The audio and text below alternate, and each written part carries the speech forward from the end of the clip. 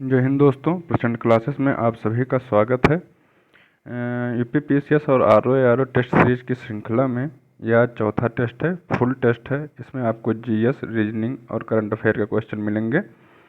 इसको हम जल्दी से जल्दी सॉल्व करने का पूरा क्वेश्चन पेपर अटेंड किया जाएगा और साथ ही साथ इसका विश्लेषण भी दिया जाएगा। तो चलिए इसको शुरू करते हैं। इससे पहले आप हमारे चैनल को सब्सक्राइब कर लीजिए। तो चलिए क्वेश्चन पेपर शुरू करते हैं।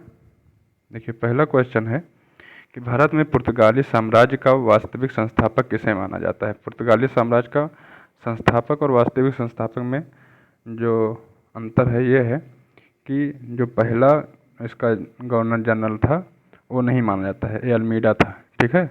लेकिन जो दूसरा गवर्नर जनरल था ये माना जाता है इसका वास्तविक संस्थापक, अल्फांसो डी अल्बुकर्क, ठीक है।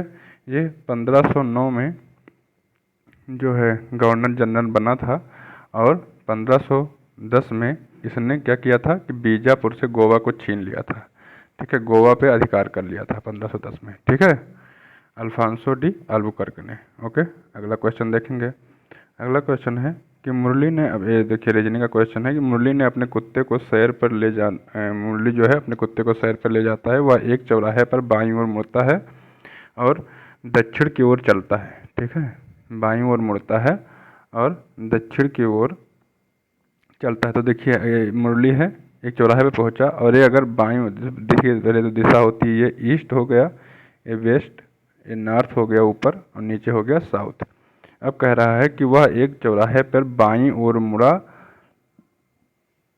ठीक है, और दक्षिण की ओर चलता है। अब बाईं ओर दक्षिण की ओर चलता है, इसका मतलब बाईं ओर मुड़ने पर दक्षिण पहुंच गया, दक्षिण दिशा मुड़ गया। तो मान लीजिए यहाँ खड़ा हुआ है तो इसका दाहिना ये हुआ, बायां ये हुआ, तो बाईं तरफ मुड़ा तो किधर मुँह करके खड़ा होगा वो पश्चिम की तरफ।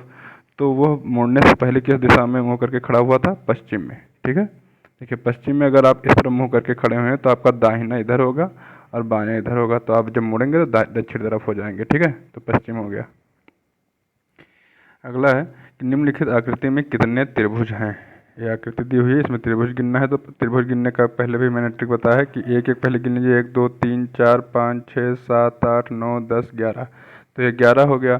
देखिए ये ऑप्शन तो आपका होगा नहीं 10, ठीक है। आप दो दो गिन लीजिए तो 1 2, ठीक है, ये नहीं होगा, 3 3 4, ठीक है, ये 5, ये 6 है ना, और आपका ये देखिए हो जाएगा 7 8, ठीक। तो ये हो गए 19। और जब 3 3 गिनेंगे तो जैसे 1 2 3 और एक पूरा 4, ठीक है। तो कितने हो गए? 23 त्रिभुज। ओके, अगला है नीचे दी गई जानकारी दी गई है, सवालों पर जवाब दीजिए। ये जो है प्लस, देखिए यदि प्लस है मल्टीप्लाई, प्लस को क्या कर देता है? मल्टीप्लाई कर देता है, ठीक है। क्या प्लस है मल्टीप्लिकेशन के लिए, माइनस है प्लस, जो माइनस है वो प्लस है, ठीक है। गुणा है भाग, तो गुणा को भाग कर दो भाई, और भाग है माइनस, तो भाग को माइनस कर दो। अब इसको सॉल्व करके आंसर देना है। तो क्या हो जाएगा? देखिए इसका हो जाएगा कि देखिए 9 और 8 का गुणा हो रहा है और 3 8 का भाग हो रहा है। तो ये हो गया 6 + 9 × 8 भागे 3 - 20। तो ये हो जाएगा 6 + 9 × 8/3, ठीक है, -20। तो ये कितना हो गया? 3 3 9 8 3 24। तो 6 + 24 - 20 कितना हो जाएगा? ये आपका 30 - 20 = 10। ओके, कितना हो गया? 10। नेक्स्ट क्वेश्चन, 6 मई 2023 को किसे 57वां राष्ट्रीय 57वें ज्ञानपीठ पुरस्कार से सम्मानित किया गया है? दामोदर मौजो, रविंद्र केलेकर, नीलमणि कूफन और रोड्डम नरसिंघम, ठीक है, नरसिम्हा। तो किसको दिया गया है ज्ञानपीठ पुरस्कार? तो दिया गया है इसको दामोदर मौजो को, सॉरी, ठीक है, दामोदर मौजो को दिया गया है 57वां। और जो 56वां ज्ञानपीठ पुरस्कार था वो दिया गया था कूफन साहब को, नीलमणि कूफन को 56वां ज्ञानपीठ पुरस्कार दिया गया था, और दामोदर मौजो को दिया गया है कितना, 57वें नंबर का, जो भी 2023 में दिया गया है। और ये किस भाषा के लेखक हैं, तो ये कोंकणी के, किस भाषा के हैं, कोंकणी भाषा के लेखक हैं। ओके, अगला क्वेश्चन देखेंगे। जून 2023 में आयोजित अंतर्राष्ट्रीय योग दिवस 2023 की थीम क्या है? एक धरती, एक परिवार, एक भविष्य। बी वसुधैव कुटुंबकम के लिए योग। सी मानवता के लिए योग। डी स्वास्थ्य के लिए योग। तो योग दिवस की थीम क्या थी 2023 में? तो ये थी, ठीक है, वसुधैव कुटुंबकम के लिए योग। ठीक है, और इसका जो आयोजन किया गया था कहाँ पे, कौन सा संस्करण था 2023 वाला? ये 9वां संस्करण था, 9th संस्करण था। ठीक है, और इसका आयोजन किया गया था कहाँ पे? तो जबलपुर मध्य प्रदेश में किया गया था, है ना, जबलपुर में किया गया था। ओके, जगदीप धनखड़ द्वारा, जो अपने वाइस प्रेसिडेंट हैं जगदीप धनखड़ जी, उनके द्वारा। अगस्त 2023 में चंद्रयान 3 के लैंडर विक्रम ने चंद्रमा पर सफलतापूर्वक सॉफ्ट लैंडिंग की। इस मिशन के संदर्भ में चंद्रयान 3 के संबंध में कुछ पॉइंट दिए हुए हैं, उनको हमें देखना है। तो देखिए, पहला है कि चंद्रयान 3 को 14 मई 2023 को श्रीहरिकोटा के सतीश धवन अंतरिक्ष केंद्र से LBM-3 M4 ये जो है व्हीकल का दिया गया है। कौन सा व्हीकल है? प्रक्षेपण यान से प्रक्षेपित किया गया है। ठीक है, और भारत चंद्रमा की सतह पर सफलतापूर्वक लैंडिंग करने वाला विश्व का चौथा देश बन गया है। भारत चंद्रमा के दक्षिण ध्रुव पर सफलतापूर्वक लैंडिंग करने वाला विश्व का पहला देश बन गया है। तो बताइए कौन सा सही है? 1 2 सही है, पहला दूसरा, या पहला दूसरा, पहला तीसरा, सेकंड और थर्ड, या सभी सत्य हैं? तो कौन से सत्य हैं? तो देखिए, पहला तो इसमें सही है, LBM-3 M4 से किया गया था, और कब किया गया है? 14 जुलाई को। ओके, भारत में चंद्रमा पर लैंडिंग करने वाला ये चौथा देश बन गया, ये भी सही है, और दक्षिणी ध्रुव पर पहला देश बन गया है। तो सभी कथन इसके सही हैं। ओके, अगला क्वेश्चन है, बंगाल में 1765 में लागू द्वैध शासन व्यवस्था को किसने समाप्त किया था? तो इसको लगाया था किसने? लॉर्ड क्लाइव ने, और इसको समाप्त किसने किया था? वारेन हेस्टिंग्स ने। तो आपका आंसर क्या है? Warren Hastings. ठीक है, आंसर क्या है? Warren Hastings. कब समाप्त किया था? 1772 में। ओके, कब? तो 1772 में जब आया था ये वारेन हेस्टिंग्स, तो इसने समाप्त किया था। ठीक है, इसी के समय रेगुलेटिंग एक्ट आया था, उसको भी ध्यान में रखिए। किस ब्रिटिश ने 1857 में हुए महाविद्रोह को राष्ट्रीय विद्रोह की संज्ञा दी थी? डिजरायली, क्लीमेंट एटली, और रैमजे मैकडॉनल्ड, और लॉर्ड इरविन, किसने दी थी? 1857 को जो क्रांति हुई थी उसको महाविद्रोह की संज्ञा, महाविद्रोह को राष्ट्रीय विद्रोह की संज्ञा किसने दी थी, है ना? राष्ट्रीय विद्रोह किसने माना था? तो ये माना था डिजरायली। किसने माना था? डिजरायली। ये ब्रिटिश सांसद था। ये क्या था ब्रिटिश का? ये सांसद था, यहाँ का कोई कर्मचारी नहीं था, तो ये सांसद था, और इसने जो है जो 1857 का विद्रोह था उसको राष्ट्रीय विद्रोह की संज्ञा दी थी। अगला क्वेश्चन है कि जो संगम साहित्य है, संगम साहित्य तोल्काप्पियम किस विषय से संबंधित है? संगीत, आयुर्वेद, व्याकरण, या धनुर्विद्या? तो तोल्काप्पियम ये है व्याकरण। ठीक है, क्या है? तोल्काप्पियम व्याकरण है। ये द्वितीय संगम साहित्य जो हुई थी, संगम साहित्य आप जानते होंगे कि 3 संगम साहित्य हुई थी टोटल, तो द्वितीय संगम साहित्य के दौरान ये व्याकरण की रचना की गई थी, जिसका नाम है क्या? तोल्काप्पियम। ओके, इसमें 8 प्रकार के विवाहों का भी वर्णन है। अगला क्वेश्चन है, सूची दी हुई है और इसमें बताना है कि इसका मिलान करना है कि कौन, इसमें एक तरफ राजा दिए हुए हैं गुप्त साम्राज्य के और दूसरी तरफ रानियों के नाम है, तो कौन से राजा से किसका विवाह हुआ था? तो देखिए, कुमारगुप्त, समुद्रगुप्त, चंद्रगुप्त, और चंद्रगुप्त प्रथम, चंद्रगुप्त द्वितीय। ठीक है, इधर है कुमार देवी, दत्ता देवी, कुबेर नागा, और अनंत देवी। तो कुमारगुप्त का विवाह हुआ था अनंत देवी से, समुद्रगुप्त का विवाह हुआ था किससे? दत्ता देवी से, चंद्रगुप्त द्वितीय का ये थे कुबेर नागा। ठीक है, और चंद्रगुप्त प्रथम का कुमार देवी, इनकी वाइफ थी। ठीक है, तो कुमारगुप्त का अनंत देवी। ओके, तो इसका हो जाएगा बी। अगला क्वेश्चन, इसको याद कर लीजिए, एक कई बार पूछा गया है इन लोगों की वाइफ का नाम, तो इसको याद कर लीजिए। किस विदेशी यात्री ने मुरुजुल जहाब नामक ग्रंथ की रचना की थी? ओके, इब्न बतूता, सुलेमान अल मसूदी और अल बरूनी। तो किसने की थी?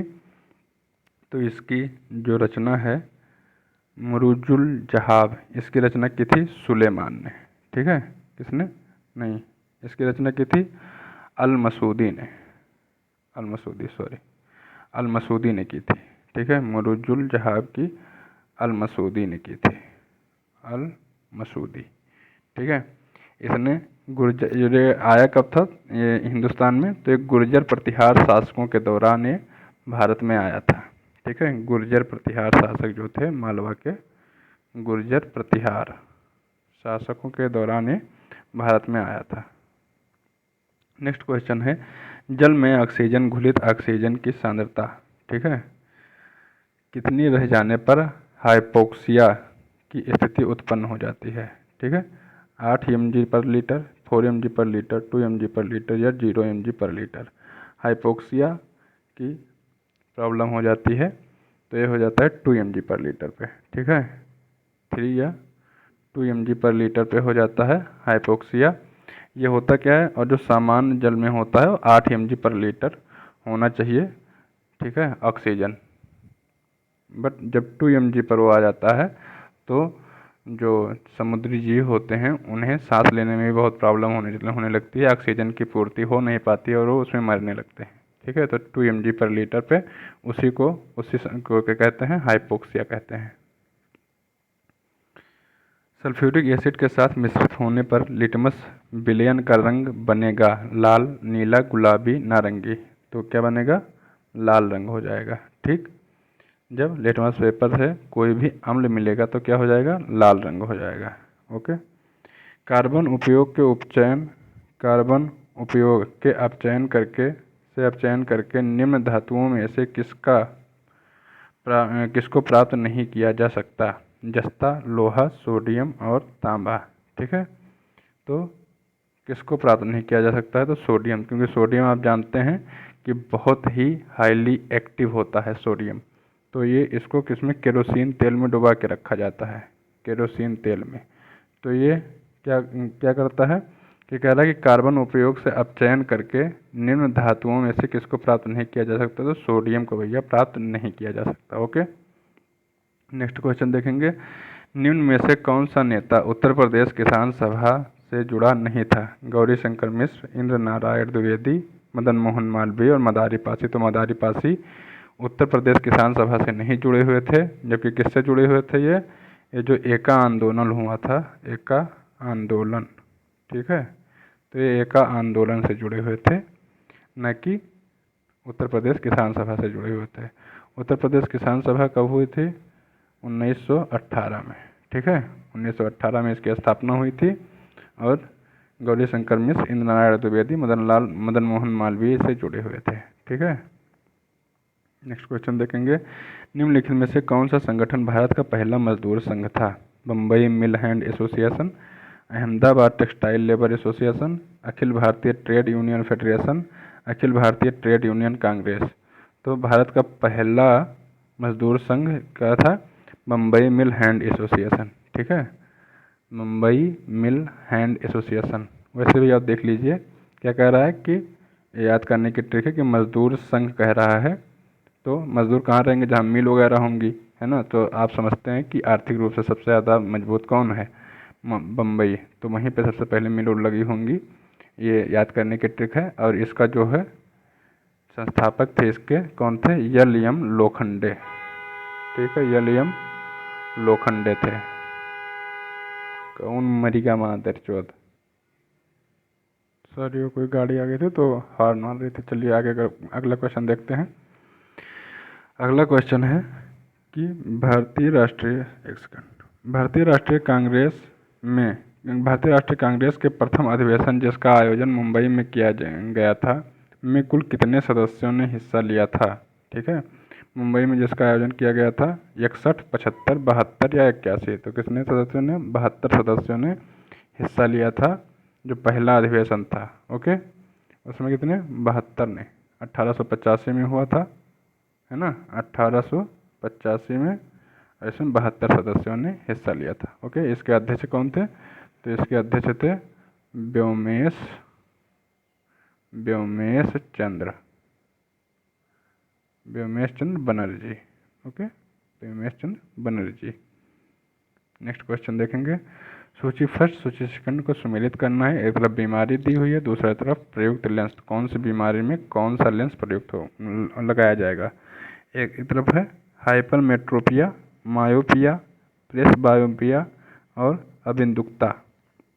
दूसरी तरफ लेंस में है उत्तल, अवतल, द्विफोकसी और बेलनाकार। तो देखिए इसका तो पहले हिंदी देख लीजिए। हाइपर जो दिया हुआ है हाइपरमेट्रोपिया, इसको कहते हैं जो दूरदृष्टि दोष होता है ना, दूरदृष्टि दोष। ठीक है, मायोपिया जो होता है निकट दृष्टि दोष। तो इसको याद कैसे रखेंगे? देखो, हाइपर मतलब कोई चीज़ होती तेज। ठीक है, तो मतलब जो कुछ दूर होगा तो वही कह रहा है हाइपर, मतलब दूर है। ठीक है, मेट्रोपिया और मायोपिया। ठीक है, तो ये निकट होगा कोई चीज़ तो अच्छा लगेगा, तो मायोपिया। ओके, और एक है प्रेसबायोपिया। ठीक है, तो ये जो प्रेसबायोपिया होता है ये जरा दृष्टि दोष होता है। इसको क्या कहते हैं? जरा दृष्टि दोष। ठीक है, और जो अबिंदुकता है ये दृष्टि वैषम्य कहते हैं इसको। तो देखिए दूर दृष्टि दोष में या हाइपरमेट्रोपिया में कौन सा लेंस होता है? उत्तल लेंस। ठीक है, उत्तल लेंस। ठीक है, हाइपरमेट्रोपिया या दूर दृष्टि दोष में उत्तल लेंस, निकट दृष्टि दोष या मायोपिया में अवतल लेंस, और प्लस बायोपिया या जरा दृष्टि दोष में द्विफोकसी लेंस, और अबिंदुकता में बेलनाकार लेंस। ठीक है, तो 1 2 3 4 क्या है इसका? 1 2 3 4 ए पार्ट। ओके, नेक्स्ट क्वेश्चन देखेंगे। इलेक्ट्रिकल वायर हेतु अंतर्राष्ट्रीय रंग कोड के अनुसार निम्नलिखित में से कौन सा विकल्प न्यूट्रल वायर को, देखिए न्यूट्रल वायर को दर्शाता है? हरा, लाल, नीला या पीला? तो देखिए भैया, न्यूट्रल वायर के लिए हमेशा नीला रंग, नीला या काला रंग भी इस्तेमाल करते हैं। तो नीला या काला होता है न्यूट्रल के लिए। हरा रंग होता है अर्थिंग के लिए। ठीक है, अर्थिंग के लिए, इसको लिख लीजिए कहीं पे, पूछ सकता है अर्थिंग के लिए। और जो लाल रंग होता है इसमें आपका विद्युत दौड़ता है, तो ये विद्युतमय होता है। ठीक है, इसमें ही विद्युत दौड़ता है। अगला क्वेश्चन देखेंगे। निम्न में से कौन सा जीवाणु जनित रोग है? वार्ड्स, जननांगी हर्पीज, टिटनेस या डेंगू? तो इसमें बताना है कि जीवाणु जनित रोग कौन सा है। तो यह है आपका टिटनेस। ठीक है, ये जीवाणु जनित रोग है, तंत्रिका तंत्र की एक गंभीर बीमारी है। ठीक है, चलिए नेक्स्ट क्वेश्चन है। विटामिन सी के संदर्भ में बताना है। कुछ दिया हुआ है। यह विटामिन विभिन्न आहार स्रोतों से लोहे के अवशोषण में महत्वपूर्ण भूमिका निभाता है। करौंदा में विटामिन सी और लौह प्रचुर मात्रा में पाया जाता है। करौंदा चूँकि खट्टा होता है तो इसमें विटामिन सी और लौह प्रचुर मात्रा में पाया जाता है, विटामिन सी। ठीक है, और यह विटामिन सी के बारे में दिया है कि यह विटामिन सी मतलब विभिन्न आहार स्रोतों के लोहे से अवशोषण में महत्वपूर्ण भूमिका निभाता है। तो ये भी सही है। तो इसका क्या हुआ? 22 का जो है 1 और 2 दोनों सही हो जाएंगे। ओके, नेक्स्ट क्वेश्चन है। गोल्ड चावल, एक गोल्डन चावल आता है ये जो है। तो गोल्ड चावल में कौन सा विटामिन पाया जाता है? Vitamin A, vitamin B12, vitamin C और विटामिन डी। तो इसमें विटामिन ये पाया जाता है, और ये जो है बीटा कैरोटीन इसमें होता है। क्या होता है? Beta carotene. ये आपसे पूछ सकता है। तो बीटा कैरोटीन की अधिक मात्रा उपस्थित होती है इसमें। आयरन, जिंक, विटामिन ए क्या क्या होता है? और इसमें होता है आयरन की मात्रा, जिंक, ठीक है, और विटामिन ये होता है। ठीक है, चलिए। यूरिया का निर्माण कहाँ होता है? यकृत में, अग्न्याशय में, किडनी में या आंत में? तो यूरिया का निर्माण कहाँ पे होता है? तो होता है यकृत में। ठीक है, क्यों? प्रोटीन का विखंडन होने से यूरिया का निर्माण होता है। आप जानते हैं कि जब प्रोटीन का विखंडन होता है तो यूरिया का निर्माण होता है। एमिनो अम्ल में से एमिनो समूह जब निकल जाता है, ठीक है, जो कि एमिनो समूह जो होता है बेहद जहरीले अमोनिया में परिवर्तित हो जाता है। देखिए, प्रोटीन से जब एमिनो समूह निकल के क्या बनाता है? अमोनिया बनाता है, ठीक है, अमोनिया बना लेता है और इसी अमोनिया को यकृत किस में कन्वर्ट कर देता है? यूरिया में, ठीक है, यूरिया में। तो प्रोटीन से एमिनो अम्ल निकल जाएगा, एमिनो, ठीक है, पार्ट, और वो क्या बन जाएगा? अमोनिया बन जाएगा और उसी अमोनिया को यकृत किस में कन्वर्ट कर देगा? यूरिया में, ठीक है। चलो, तो यकृत में बनता है। श्वसन तंत्र के बारे में असत्य कथन की पहचान करें। ये ऊर्जा उत्पादन के दौरान ग्लूकोज का पायरूवेट में विघटन कोशिका द्रव्य में ग्लाइकोसिस प्रक्रिया में होता है। बी, वायु की वह मात्रा अधिकतम जो अंतः श्वसन प्रभाव के बाद निष्कासित की जाती है फेफड़े का आयतन कहलाती है। मांसपेशीय कोशिकाओं में ऑक्सीजन की कमी होने पर 6 कार्बन अणु 3 कार्बन अणु में परिवर्तित हो जाते हैं। डी है कि ऊर्जा का प्रयोग करते हुए पायरूवेट का विघटन यकृत में होता है, ठीक है। तो ये बताना हमें श्वसन तंत्र के बारे में, और कौन सा कथन? असत्य कथन बताना है। तो देखिए, पहला सही है, कह रहा है कि ऊर्जा उत्पादन के दौरान ग्लूकोज का पायरूवेट में विघटन कोशिका द्रव्य में ग्लाइकोसिस प्रक्रिया में से होता है, ठीक है। और ये अधिकतम अंतः श्वसन प्रभाव में निष्कासित किया जाता है, फेफड़े का आयतन कहलाती है, ये भी सही है, ठीक। मांसपेशी जो होती है कोशिकाओं में जो ऑक्सीजन की कमी होने पर 6 कार्बन और 3 कार्बन अणु में परिवर्तित जो हो जाते हैं, तो ये भी सही है। और इसका देखिए, ये ऊर्जा का उपयोग करते हुए पायरूवेट की विघटन यकृत में होता है, ये गलत है। तो यही आपका आंसर हो जाएगा। क्यों? क्योंकि पायरूविक अम्ल का विघटन जो होता है वो माइटोकॉन्ड्रिया में होता है। कहाँ होता है? माइटोकॉन्ड्रिया में होता है, ठीक है। यकृत में नहीं होगी, कहाँ पे होता है? माइटोकॉन्ड्रिया में, ओके। तो ये गलत हो जाएगा, यही आपका आंसर है। नेक्स्ट क्वेश्चन देखते हैं। इंडिया होम रूल सोसाइटी की स्थापना श्यामजी कृष्ण वर्मा ने कहाँ पर की थी? जापान, लंदन, सैन फ्रांसिस्को और न्यूयॉर्क में। तो कहाँ पर की थी? लंदन में, ठीक है। नेक्स्ट क्वेश्चन देखो। भारतीय राष्ट्रीय कांग्रेस के प्रथम यूरोपीय अध्यक्ष कौन थे? A.O.. Hume, William Wedderburn, George Yule, Alfred Lloyd, ठीक है।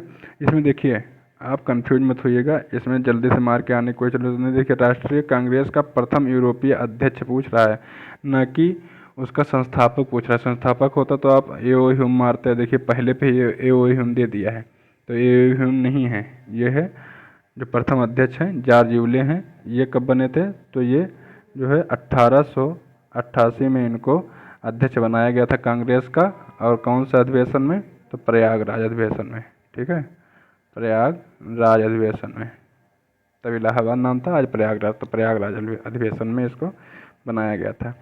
दादा भाई नौरोजी वर्ष 1892 में ब्रिटिश संसद के लिए निर्वाचित हुए। वो किस क्षेत्र से चुनाव जीते थे? लिवरपूल, फिन्सबरी, लंदन और आयरलैंड। तो कहाँ जीते थे? फिन्सबरी से जीते थे, ठीक है। कब जीते थे? 1992 से 95 के लिए चुने गए थे। 1992 से 95 के लिए चुने गए थे और ये फिन्सबरी से चुनाव जीते थे, ठीक है। और इनको का क्या कहा जाता है? Grand old man of India, ठीक है, भारत का महान वयोवृद्ध पुरुष, ठीक है। तो ये, और ये 3 बार कांग्रेस के अध्यक्ष भी रह चुके थे। कौन कौन से में सन में? तो 1886 में थे, 1893 में और 1906 में। तो 1906 वाला इनका लास्ट था, ठीक है। 3 बार रह चुके हैं। रक्त के विषय में असत्य कथन की पहचान करें। रक्त एक संयोजी ऊतक है। रक्त में देखिए, यहाँ पे असत्य कथन बताना है, तो रक्त एक संयोजी ऊतक है, सही है। रक्त में तंतुबंध होते हैं। मानव रक्त में सबसे बड़ी कणिकाएँ WBC की होती हैं, ठीक है। WBC रक्त में सबसे बड़ी कणिकाएँ हैं। हीमोग्लोबिन में हीम नामक वर्ण से उपस्थिति के कारण ही रक्त का रंग क्या होता है? लाल होता है, ये भी सही है। लेकिन जो देखिए, रक्त में तंतुबंध होते हैं, नहीं होते हैं। क्यों? ये तंतुबंध होता क्या है, तो देखिए जो जितने भी संयोजी ऊतक होते हैं सब में तंतुबंध होता है, इसीलिए तो इसने दे दिया है इसमें तंतुबंध होता है सभी संयोजी ऊतक में, लेकिन रक्त में नहीं होता है। ठीक है, बाकी जितने संयोजी ऊतक हैं सब में तंतुबंध होता है, रक्त को छोड़ के। तो चलिए नेक्स्ट है कि आपूर्ति, संग्रहण, वर्गीकरण, पृथक्करण एवं पुनर्प्रसंस्करण की 5 चरणों की प्रक्रिया संबंधित है। कंपोस्टिंग से, पायरोलिसिस से, ध्वनिरोधक या प्लास्टिक पुनर्चक्रण। तो हम नेक्स्ट को उसमें भी करवा चुके हैं पेपर में, यह है प्लास्टिक पुनर्चक्रण से संबंधित है। ओके, स्वच्छ विकास युक्ति CDM को UNFCCC के क्योटो प्रोटोकॉल की किस धारा के अंतर्गत वर्णित किया गया है? धारा 5, धारा 8, धारा 12, धारा 15। तो क्योटो प्रोटोकॉल आप जानते हैं किससे संबंधित है। क्योटो प्रोटोकॉल में जो है कार्बन क्रेडिट की बात की गई थी, है ना, ये याद रखिएगा, पूछता है। कार्बन क्रेडिट की बात की गई थी क्योटो प्रोटोकॉल में धारा 12 के अंतर्गत। ओके, नेक्स्ट क्वेश्चन देखेंगे। एक तरफ नेशनल पार्क दिया हुआ है, दूसरी तरफ उनका स्थिति के लिए कौन से प्रदेश में स्थित है। ठीक है, लेकिन कह रहा है कि कौन से सुमेलित नहीं है। तो देखिए, अंशी राष्ट्रीय उद्यान केरल, संजय गांधी राष्ट्रीय उद्यान मध्य प्रदेश, दाचीगाम राष्ट्रीय उद्यान जम्मू कश्मीर, काजीरंगा असम। तो ये सही है, दाचीगाम जम्मू कश्मीर में है, संजय गांधी मध्य प्रदेश में है, लेकिन अंशी केरल में नहीं होकर कहाँ पे है, कर्नाटक में है। ओके, अंशी कहाँ पे है, कर्नाटक में। नेक्स्ट क्वेश्चन है, एक तरफ वन्यजीव अभ्यारण्य दिया हुआ है, दूसरी तरफ क्या दिया हुआ है, अवस्थिति। ठीक है, तो इसकी अवस्थिति बताना है। तो चंद्रप्रभा, पाखल और मडवार और महुआडर है, महुआडार और ये गर्म पानी। ठीक है, यहाँ पे झारखंड, उत्तर प्रदेश, तेलंगाना और असम। तो देखिए चंद्रप्रभा तो सब जानते हैं कि उत्तर प्रदेश में है, बहुत फेमस है चंद्रप्रभा, उत्तर प्रदेश में है। पाखल कहाँ पे है, तो पाखल है ये तेलंगाना में है। कहाँ पे है, तेलंगाना में पाखल है। और महुआ आडार कहाँ पे है, तो महुआ आडार है झारखंड में। ठीक है, और गर्म पानी कहाँ पे है, असम में। ठीक है, तो इसका क्या सही हो जाएगा, कौन सा ऑप्शन, इसका है सी पार्ट। ठीक, नेक्स्ट क्वेश्चन है सिपाही जाला। ठीक है, सिपाही जाला वन्यजीव अभ्यारण्य कहाँ पर अवस्थित है, क्या नाम है, सिपाही जाला। मेघालय, मिजोरम, मणिपुर और त्रिपुरा। तो ये कहाँ पे है, त्रिपुरा में है। ठीक है, त्रिपुरा में है सिपाही जाला वन्यजीव अभ्यारण्य। ओके, नेक्स्ट क्वेश्चन, किस नेता को सीमांत गांधी के नाम से जाना जाता है, जवाहरलाल नेहरू, लाला हरदयाल, मदन मोहन मालवीय, अब्दुल गफ्फार खां। तो अब्दुल गफ्फार खां को जाना जाता है सीमांत गांधी के नाम से। ये इनका जो कॉन्फ्लिक्ट का क्षेत्र था, जो ये जहाँ से अपना ऑपरेट करते थे आंदोलन, तो ये कौन सा क्षेत्र था, पश्चिमोत्तर भारत, है ना, कौन सा क्षेत्र था, पश्चिमोत्तर भारत, है ना, पश्चिमोत्तर भारत। और ये बाद में जब डिवीज़न हुआ था भारत का पाकिस्तान का, तो ये क्षेत्र जो इनका था ये पाकिस्तान में चला गया था और ये वहीं पे रह गए थे, तो ये पाकिस्तान में ही रह गए। तो ये एक और क्वेश्चन आता है कि कौन सा विदेशी नागरिक है जिसे भारत ने भारत रत्न दिया था। तो यही अब्दुल गफ्फार खां जी थे, जिनको भारत ने जो है भारत रत्न प्रदान किया था, भारत रत्न। ठीक है, अब्दुल गफ्फार खां को दिया गया था। यहाँ पे देखिए कुछ कार्य इधर हैं, दिए हुआ है एक सूची सेकंड। इसमें जो है आंदोलनकारियों के नाम है, उनके जो है आंदोलन थे या जो बुक निकालते थे वो लोग लेख अपना लिखते थे, तो कौन सा लेख है। ठीक है, सुरेंद्र नाथ बनर्जी, लाला हरदयाल, ठीक है, बिपिन चंद्र पाल और श्यामजी कृष्ण वर्मा। गदर, बंगाली, वंदे मातरम और इंडियन सोशियोलॉजिस्ट। तो सुरेंद्र नाथ बनर्जी का क्या था, तो ये बंगाली था। ठीक है, लाला हरदयाल ने गदर, बिपिन चंद्र पाल का क्या था, इंडियन सोशियोलॉजिस्ट, और नहीं सॉरी, बिपिन चंद्र पाल का वंदे मातरम था, बिपिन चंद्र पाल का वंदे मातरम, सुरेंद्र नाथ बनर्जी का बंगाली, लाला हरदयाल का गदर और श्यामजी कृष्ण वर्मा का इंडियन सोशियोलॉजिस्ट। ये कहाँ से लिखते थे, तो ये था लंदन में। ठीक है, लंदन में। ओके, तो इसका कौन सा सही हो जाएगा, इसका सही है बी पार्ट। निम्नलिखित में से किसने कांग्रेस के प्रारंभिक अधिवेशन में 3 दिवसीय तमाशा की संज्ञा दी थी। किसने कांग्रेस के प्रारंभिक अधिवेशन को क्या कहा था? 3 दिवसीय तमाशा कहा था। विपिन चंद्र पाल, लॉर्ड डफरिन, अश्विनी कुमार दत्त और लॉर्ड कर्जन। तो अश्विनी कुमार दत्त जी ने जो कांग्रेस का पहला अधिवेशन हुआ था उसको कहा था कि 3 दिवसीय तमाशा है, 3 दिन में सब खत्म हो जाएगा। ये रोज़ तमाशा करते रहते हैं कांग्रेस वाले, ये नरम दलों के लोगों से थोड़ा सा खुश नहीं रहते थे अश्विनी कुमार दत्त जी, और कहते थे कि इनसे ऐसे बातचीत करने से कुछ नहीं होगा। तो 3 दिवसीय तमाशा कहा था। ठीक है, अगला क्वेश्चन है, गंगा के सहायक नदियों में से किन नदियों का उद्गम नेपाल हिमालय से है? ओके, नेपाल हिमालय से। कह रहा है घाघरा, रामगंगा, गंडक और कोसी। तो घाघरा का है, गंडक का भी है, कोसी का है, रामगंगा का नहीं है, क्योंकि रामगंगा कहाँ से निकलती है? ये उत्तराखंड से निकलती है ना, ये उत्तराखंड से निकलती है, उत्तराखंड के हिमालय से निकली है, उत्तराखंड क्षेत्र से। तो क्या हो जाएगा? 1 2 3, 1 2 4, 1 3 4, तो 1 3 4। नेक्स्ट, निम्नलिखित में से कौन सी प्रायद्वीपीय नदियां अपने मुहाने पर डेल्टा का निर्माण करती हैं? गोदावरी, कृष्णा, तापी, महानदी।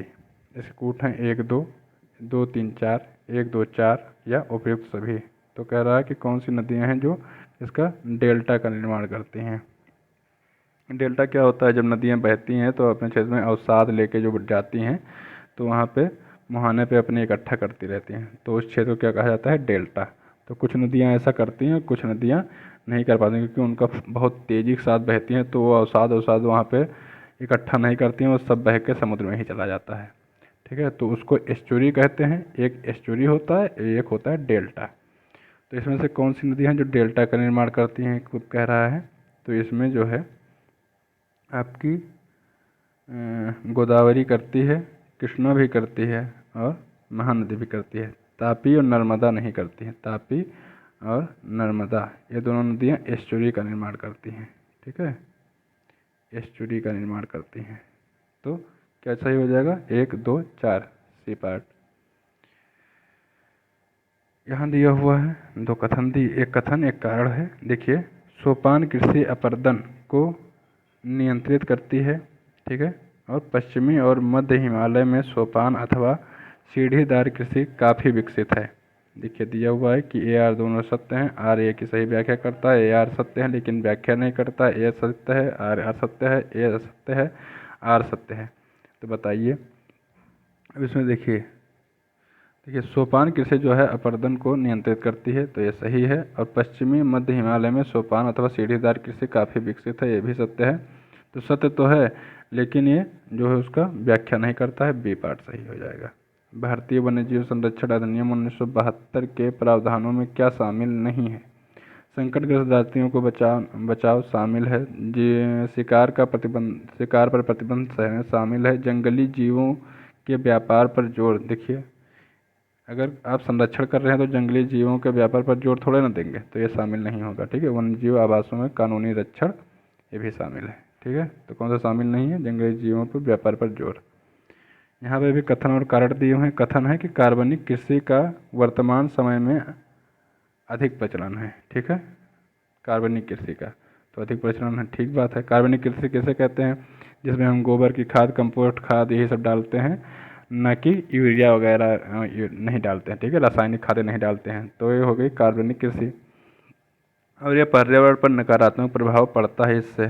ठीक है, तो ये भैया गलत हो जाएगा। पर्यावरण पर इससे नकारात्मक नहीं सकारात्मक प्रभाव पड़ता है। तो इसमें ए सत्य है और आर क्या है? असत्य है। ठीक है, ये सत्य है और आर असत्य है। चलो, निम्नलिखित में से कथनों पर विचार कीजिए। कुछ कथन दिए हुए हैं। पहला है कि भारत विश्व की प्राचीनतम संस्कृतियों में से एक है, इसमें कोई शक नहीं है, सही है। भारत का विश्व इतिहास में भी महत्वपूर्ण योगदान है, ये भी सही है। तो केवल एक, केवल दो, एक दो दोनों, और ना एक ना दो, तो इसमें केवल एक और दो दोनों सही है। ठीक, नेक्स्ट क्वेश्चन है, भारत में क्षेत्रफल में कितने परसेंट पर हिस्सा पठारी है? कितना परसेंट? 20%, 27%, 32% और 35%। तो इसमें 27% हिस्सा पठारी है। देखिए, इसका जो भारत का क्षेत्रफल है इसका वितरण देख लीजिए। 27% पठार हो गया। पहाड़ी क्षेत्र जो हैं, पहाड़ी क्षेत्र तो ये कितने हैं? इसमें जो है पहाड़ी क्षेत्र जो हैं ये हैं लगभग आपका 30%। ठीक है, पहाड़ी क्षेत्र 30% है और मैदानी क्षेत्र कितने परसेंट है? तो मैदानी क्षेत्र आपका है 43%। तो मैदानी क्षेत्र 43% प्लस पहाड़ी क्षेत्र 30% और प्लस 30% हो गया और प्लस पठारी क्षेत्र 27%। कितना हो गया तो टोटल ये? तो ये हो गया 100%, है ना। नेक्स्ट क्वेश्चन देखेंगे। निम्न कथनों को सत्य की पहचान कीजिए। ठीक है, निम्न कथनों में सत्य की पहचान करना है। शीत ऋतु में बोई जाने वाली फसल को जायद फसल कहा जाता है। गन्ने की फसल को तैयार करने में 2 वर्ष लगता है। मूंगफली खरीफ फसल के अंतर्गत आती है। केवल 3, 1, 2, 1, 3, 1, 2, 3 तीनों। तो देखिए, जो शीत ऋतु में बोई जाती है फसल जायद नहीं कहलाती है। क्या कहलाती है वो? शीत ऋतु में बोई जाने वाली फसल जो होती है वो कहलाती है रबी की फसल। ठीक है, रबी की फसल कहलाती है। गन्ने 2 साल में नहीं 1 साल में होता है और मूंगफली खरीफ की फसल है। ये सही है, तो कौन सा? थर्ड। निम्न में से कौन सी एक समुद्री जलधारा अन्य से भिन्न है? गल्फ स्ट्रीम, क्यूरोसियो धारा, उत्तरी अटलांटिक ड्रिफ्ट और पश्चिमी पवन प्रवाह ड्रिफ्ट। तो कौन सी इसमें से कह रहा है कि अन्य 3 से अलग है? देखिए, गल्फ स्ट्रीम जो है ये क्या है? गर्म जलधारा है। क्यूरोसियो भी गर्म है। ठीक है, उत्तरी अटलांटिक जो ड्रिफ्ट है ये भी गर्म जलधारा है, लेकिन पश्चिमी पवन प्रवाह ड्रिफ्ट जो है ये क्या है? ये ठंडी जलधारा है। ठीक है, तो इसका डी पार्ट सही होगा। निम्नलिखित में से किस पुस्तक को बंगाल का बाइबिल कहा जाता है? गोरा, गीता, आनंद मठ, देवदास। तो आप जान गए होंगे पढ़ के किसको कहा जाता है? आनंद मठ को। ठीक है, इसके रचयिता कौन थे? तो बंकिम चंद्र चटर्जी थे। ठीक है, बंकिम चंद्र चटर्जी इसके रचयिता थे। किस हिंदू शाही शासक ने अग्नि में कूदकर आत्मदाह कर लिया था? कुमारपाल, जयपाल, विजयपाल, आनंदपाल। तो किसने किया था? जयपाल ने। ठीक है, क्यों कर लिया था? तो आप जानते होंगे कि जयपाल के समय ही महमूद गजनवी ने जो है आक्रमण किया था। ठीक है, बंगाल पे। तो ये बंगाल तक चला गया था। तो जयपाल को इसने क्या किया था? पराजित कर दिया था। ठीक है, जयपाल को पराजित कर दिया था। जयपाल का बेटा था आनंदपाल, तो ये बाद में राजा बना था। और जयपाल जब हार गया तो हमारे शर्म के मारे लिहाज के इसने क्या कर लिया? अग्नि में कूदकर आत्मदाह कर लिया था।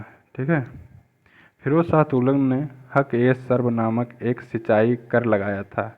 यह कर उपज का कितना प्रतिशत था? 33%, 20%, 40% और 10%। किसने लगाया था? फिरोज शाह तुगलक ने लगाया था। क्या नाम था? हक ए सर्ब। तो आपसे पूछ सकता है कि हक ए सर्ब किसने लगाया था? फिरोज शाह तुगलक ने।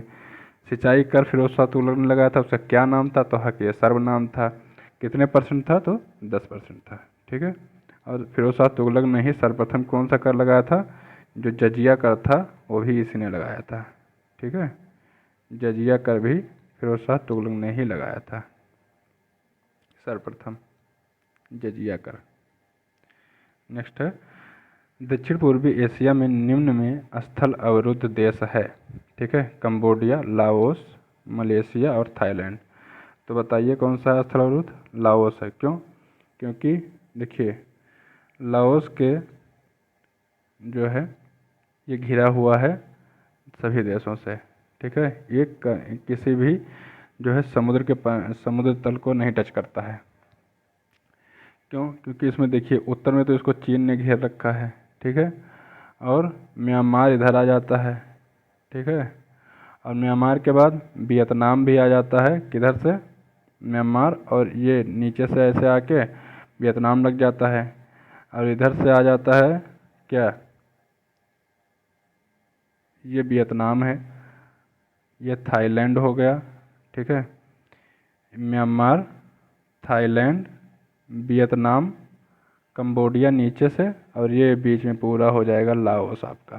ठीक है, तो ये कहीं से भी समुद्र को टच नहीं करता है। कर्क रेखा नहीं गुजरती है भारत से, मैक्सिको से, ईरान से और मिस्र से। तो कहाँ से नहीं गुजरती है कर्क रेखा? ईरान से नहीं गुजरती है। क्यों? देखिए, उत्तरी अमेरिका जो कर्क रेखा है, इसके उत्तरी अमेरिका में आते हैं हवाई द्वीप और मेक्सिको। ठीक है, हवाई द्वीप, हवाई द्वीप और मेक्सिको, ये कहाँ पे आ जाते हैं? इसके उत्तरी अमेरिका में। ठीक है, मिस्र, लीबिया, ठीक है, मिस्र, लीबिया, नाइजर, अल्जीरिया, माली, पश्चिमी सहारा, ठीक है, वेस्ट सहारा और मारितानिया, ये आ जाते हैं अफ्रीका में। ताइवान, ठीक है, ताइवान, चीन, म्यांमार, बांग्लादेश, भारत, ठीक है, भारत मतलब इंडिया, ओमान, संयुक्त राज्य अमेरिका, संयुक्त अरब अमीरात, ठीक है, UAE और सऊदी अरब, ठीक है, ये आ जाते हैं एशिया के देश। तो इसमें ईरान नहीं पड़ता है। ठीक, चलिए, मकड़ियों द्वारा उत्पादित रेशम कहलाता है टसर रेशम, मूंगा रेशम और गासमिर रेशम या अहिंसा रेशम। तो क्या कहा जाता है? गासमिर रेशम। मकड़ियों द्वारा जो उत्पादित रेशम है उसको क्या कहा जाता है? गासमिर रेशम, गासमिर रेशम। ओके, मकड़ियों द्वारा। सूची दी गई है और इसमें कह रहा है कि मिलान करना है, जनजातियां हैं, अवस्थिति उनकी बताना है। जारवा, कुकी, थारू, गोंड, उत्तर प्रदेश, मध्य प्रदेश, मणिपुर, अंडमान निकोबार। ठीक है, तो बताइए, जारवा देखिए अंडमान निकोबार की हैं, कुकी अभी कॉन्फ्लिक्ट हुआ था, बहुत ज़्यादा चर्चा में था, मणिपुर में है। थारू कहाँ की जनजाति है? उत्तर प्रदेश की। और गोंड कहाँ की है? मध्य प्रदेश की। ठीक है, तो इसमें कौन सा सही है? बी। नेक्स्ट क्वेश्चन है, भारत की स्वर्णिम चतुर्भुज परियोजना जोड़ती है। स्वर्णिम चतुर्भुज रोड की परियोजना है, आप जानते होंगे कि बड़े बड़े शहरों को जो है एक्सप्रेस वे से जोड़ना है। ठीक है, तो इसमें कौन कौन से शहर शामिल हैं? दिल्ली, मुंबई, चेन्नई, कोलकाता। दिल्ली, झांसी, बेंगलुरु, कन्याकुमारी, दिल्ली, श्रीनगर, दिल्ली, कानपुर, कोलकाता और पोरबंदर, बेंगलुरु, कोलकाता, कानपुर। तो देखिए, इसमें है दिल्ली, मुंबई, चेन्नई, कोलकाता। देखिए, पहला बनेगा कोलकाता से लेकर दिल्ली तक, ओके, फिर दिल्ली से लेकर मुंबई तक, मुंबई से लेकर चेन्नई तक और चेन्नई से लेकर फिर कोलकाता तक, इसको जोड़ देते। तो देखिए, स्वर्णिम चतुर्भुज है ये। ठीक है, नेक्स्ट क्वेश्चन देखेंगे, सूची फर्स्ट, सूची सेकंड दिया है, मिलान करना है, संयंत्र और राज्य दिया हुआ है। ठीक है, भिलाई संयंत्र, बोकारो, दुर्गापुर, राउरकेला, छत्तीसगढ़, झारखंड, उड़ीसा और पश्चिम बंगाल। कौन सा कहाँ पर स्थित है ये बताइए। ठीक है, तो भिलाई कहाँ पे है? भिलाई है छत्तीसगढ़ में। ठीक, भिलाई है छत्तीसगढ़ में। बोकारो झारखंड में, दुर्गापुर, दुर्गापुर पश्चिम बंगाल में और राउरकेला कहाँ है? उड़ीसा में। ठीक है, तो ये आप थोड़ा सा और देख लीजिए कि जो भिलाई है ये रूस के सहयोग से बनी थी। ठीक है, रूस के सहयोग से बनाई गई थी। ठीक, बोकारो ये भी रूस के सहयोग से बनी थी। ठीक, उड़ीसा का जो राउरकेला है ये जर्मनी के सहयोग से बना था। ठीक है, जर्मनी के सहयोग से बना था। और पश्चिम बंगाल का दुर्गापुर जो है ये ब्रिटेन के सहयोग से बना था। ये भी पूछ लेता कभी कभी कौन किसके सहयोग से बना था। तो इसमें सही कौन सा है? इसमें सही है बी पार्ट। नेक्स्ट, पोचमपाद सिंचाई परियोजना स्थित है कोसी नदी पर, कृष्णा नदी पर, महानदी पर या गोदावरी नदी पर। पोचमपाद ये कहाँ पर है? तो ये है गोदावरी नदी पर। कहाँ पर? गोदावरी नदी। नेक्स्ट है, काली मिट्टी कपास की खेती के लिए उपयुक्त है। सही बात है, और इसका कारण क्या कह रहा है कि उसमें जैव तत्व प्रचुर मात्रा में पाए जाते हैं। तो भैया जैव तत्व काली मिट्टी में नहीं पाया जाता है, ये गलत हो गया। क्यों? क्योंकि काली मिट्टी में जो पाया जाता है वो होता है लोहा, चूना, calcium, potash, aluminium, magnesium carbonate. ठीक है, न कि जैव तत्व पाए जाते हैं। तो इसमें ये सही है और आर गलत है, C part. Okay, next question की तरफ चलते हैं। इसमें दो सूची दी हुई है और मिलान करना है। एक तरफ वन प्रकार दिया हुआ है, दूसरी तरफ क्या दिया हुआ है? प्रदेश दिए हुए हैं। ठीक है, तो कौन सा वन किस प्रदेशों में कौन सा वन प्रकार मिलेगा? तो उष्णकटिबंधीय सदाबहार, मानसून, शीतोष्ण, कच्छ मैंग्रोव। और छोटा नागपुर पठार शिवालिक में, और शिलांग पठार सह्याद्री, पश्चिम बंगाल तराई, पूर्वी और पश्चिमी हिमालय नीलगिरी। ठीक है, तो देखिए छोटा नागपुर पठार शिवालिक में, तो यहाँ कौन से किस प्रकार का वन पाया जाएगा? ये पाया जाएगा छोटा नागपुर पठार शिवालिक। ठीक है, ये हो गया। तो इसमें पाया जाएगा मानसूनी वन। ठीक है, मानसूनी वन। और जो शिलांग पठार सह्याद्री है, शिलांग पठार में और सह्याद्री में ये पाया जाएगा उष्णकटिबंधीय सदाबहार वन। ठीक है, पश्चिम बंगाल के तराई क्षेत्र में जो वन पाया जाएगा इसको कहते हैं मैंग्रोव। और पूर्वी और पश्चिमी हिमालय नीलगिरी में कौन सा? शीतोष्ण। ठीक है, शीतोष्ण वन पाया जाएगा। तो कौन सा सही है इसमें? C part. चलिए, भारत का मानसूनी देश है। भारत एक मानसूनी देश है, बात सही है। कारण कह रहा है कि उच्च हिमालय से जलवायु संबंधी विशिष्टता प्रदान करता है, तो ये भी सही है। ठीक है, उच्च हिमालय, भारत एक मानसूनी देश है। क्यों है? क्योंकि जब इधर से दक्षिण पश्चिमी हवाएं मानसून लेके जाती हैं तो इधर हिमालय खड़ा हुआ है और इससे टकरा कर सब इधर ही वर्षा कर देती हैं। ठीक है, तो इसीलिए मानसूनी देश कहलाता है। तो ए और आर दोनों सही है, व्याख्या भी करता है, सही है। पर्वतीय दर्रा दिया हुआ है और एक तरफ राज्य केंद्र शासित प्रदेश दिया हुआ है और कह रहा है मिलान करने को। तो पर्वतीय दर्रा है माना, नाथुला, जोजिला, सिपकीला। इधर राज्य दिया हुआ है सिक्किम, जम्मू कश्मीर, हिमाचल प्रदेश और उत्तराखंड। तो माना दर्रा कहाँ पे है? तो माना दर्रा आपका पड़ जाएगा उत्तराखंड में। ठीक है, माना दर्रा उत्तराखंड में, नाथुला सिक्किम में, जोजिला जम्मू कश्मीर में पड़ जाएगा और सिपकीला हिमाचल प्रदेश में। ठीक है, तो इसमें सही है सी पार्ट। नेक्स्ट क्वेश्चन देखेंगे, हिमालयी नदियों के संदर्भ में निम्नलिखित कथनों पर विचार कीजिए। में सामान्य नति या दिशा के विपरीत प्रवाहित होती हैं। ठीक है, उन्होंने पर्वत श्रेणियों के आर पार काटकर अपना मार्ग बनाया है। तो इसमें कह रहा है केवल एक, केवल दो, एक दो दोनों, और ना ही एक ना दो। तो देखिए भैया, कह रहा है कि वे सामान्य नति दिशा के विपरीत प्रवाहित होती हैं। तो ऐसा तो है नहीं, हमारी नदी सामान्य नति दिशा के विपरीत मतलब जिधर ढाल है उधर नहीं प्रवाहित होती हैं, अलग प्रवाहित होती हैं, जिधर ढाल नहीं है उधर। ऐसा नहीं, जिधर ढाल है उधर ही नदियाँ प्रवाहित होती हैं, हिमालयी नदियाँ। तो ये सही नहीं है। ठीक है, और ये कह रहा है कि उन्होंने पर्वत श्रेणियों के आर पार, जो पर्वत श्रेणियों को काट कर अपना मार्ग बनाया है। तो ये बात सही है कि पर्वत श्रेणियों को काट कर हिमालयी नदियों ने अपना मार्ग बनाया है। तो केवल दो सही है। नेक्स्ट क्वेश्चन देखेंगे, भारत की अवस्थिति का बता रहा है कि किस डिग्री से किस डिग्री तक। देखिए अक्षांश 8 डिग्री 4 मिनट दक्षिण से। तो देखिए भारत आप जानते हैं कि पूरा का पूरा उत्तरी भाग में है। ठीक है,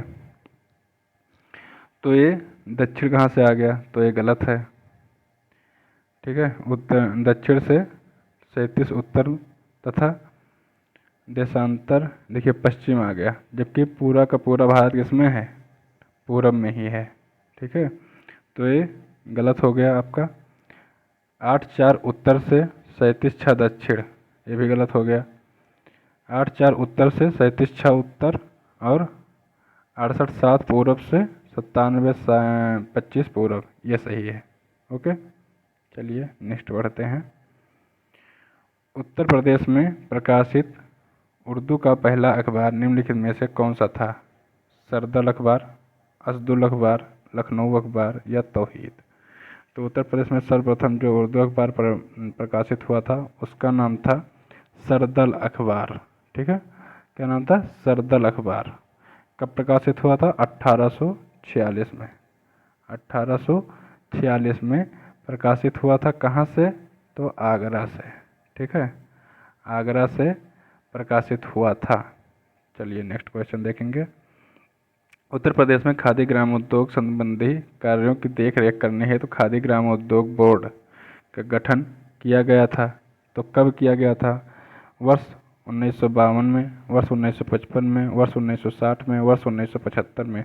तो उत्तर प्रदेश में खादी ग्रामोद्योग का जो बोर्ड है उसकी स्थापना हुई थी वर्ष 1960 में। इसका जो मेन का उद्देश्य था क्या था कि ग्रामीण क्षेत्रों में छोटे छोटे उद्योगों तथा कम पूंजी के निवेश, है ना, छोटे छोटे उद्योगों को खोलना और कम पूंजी में निवेश करके एक अच्छा उद्योग रोजगार पैदा करना इसका मेन काम था, ग्रामीण लोगों को रोजगार देना। ठीक। उत्तर प्रदेश के औद्योगिक विकास में तीव्रता लाने के लिए प्रथम इंटीग्रल टाउन के रूप में निम्नलिखित में से सर्वप्रथम किसकी स्थापना की गई? नोएडा, जौनपुर में सीडा, गोरखपुर में गीडा और भदोही में बीडा।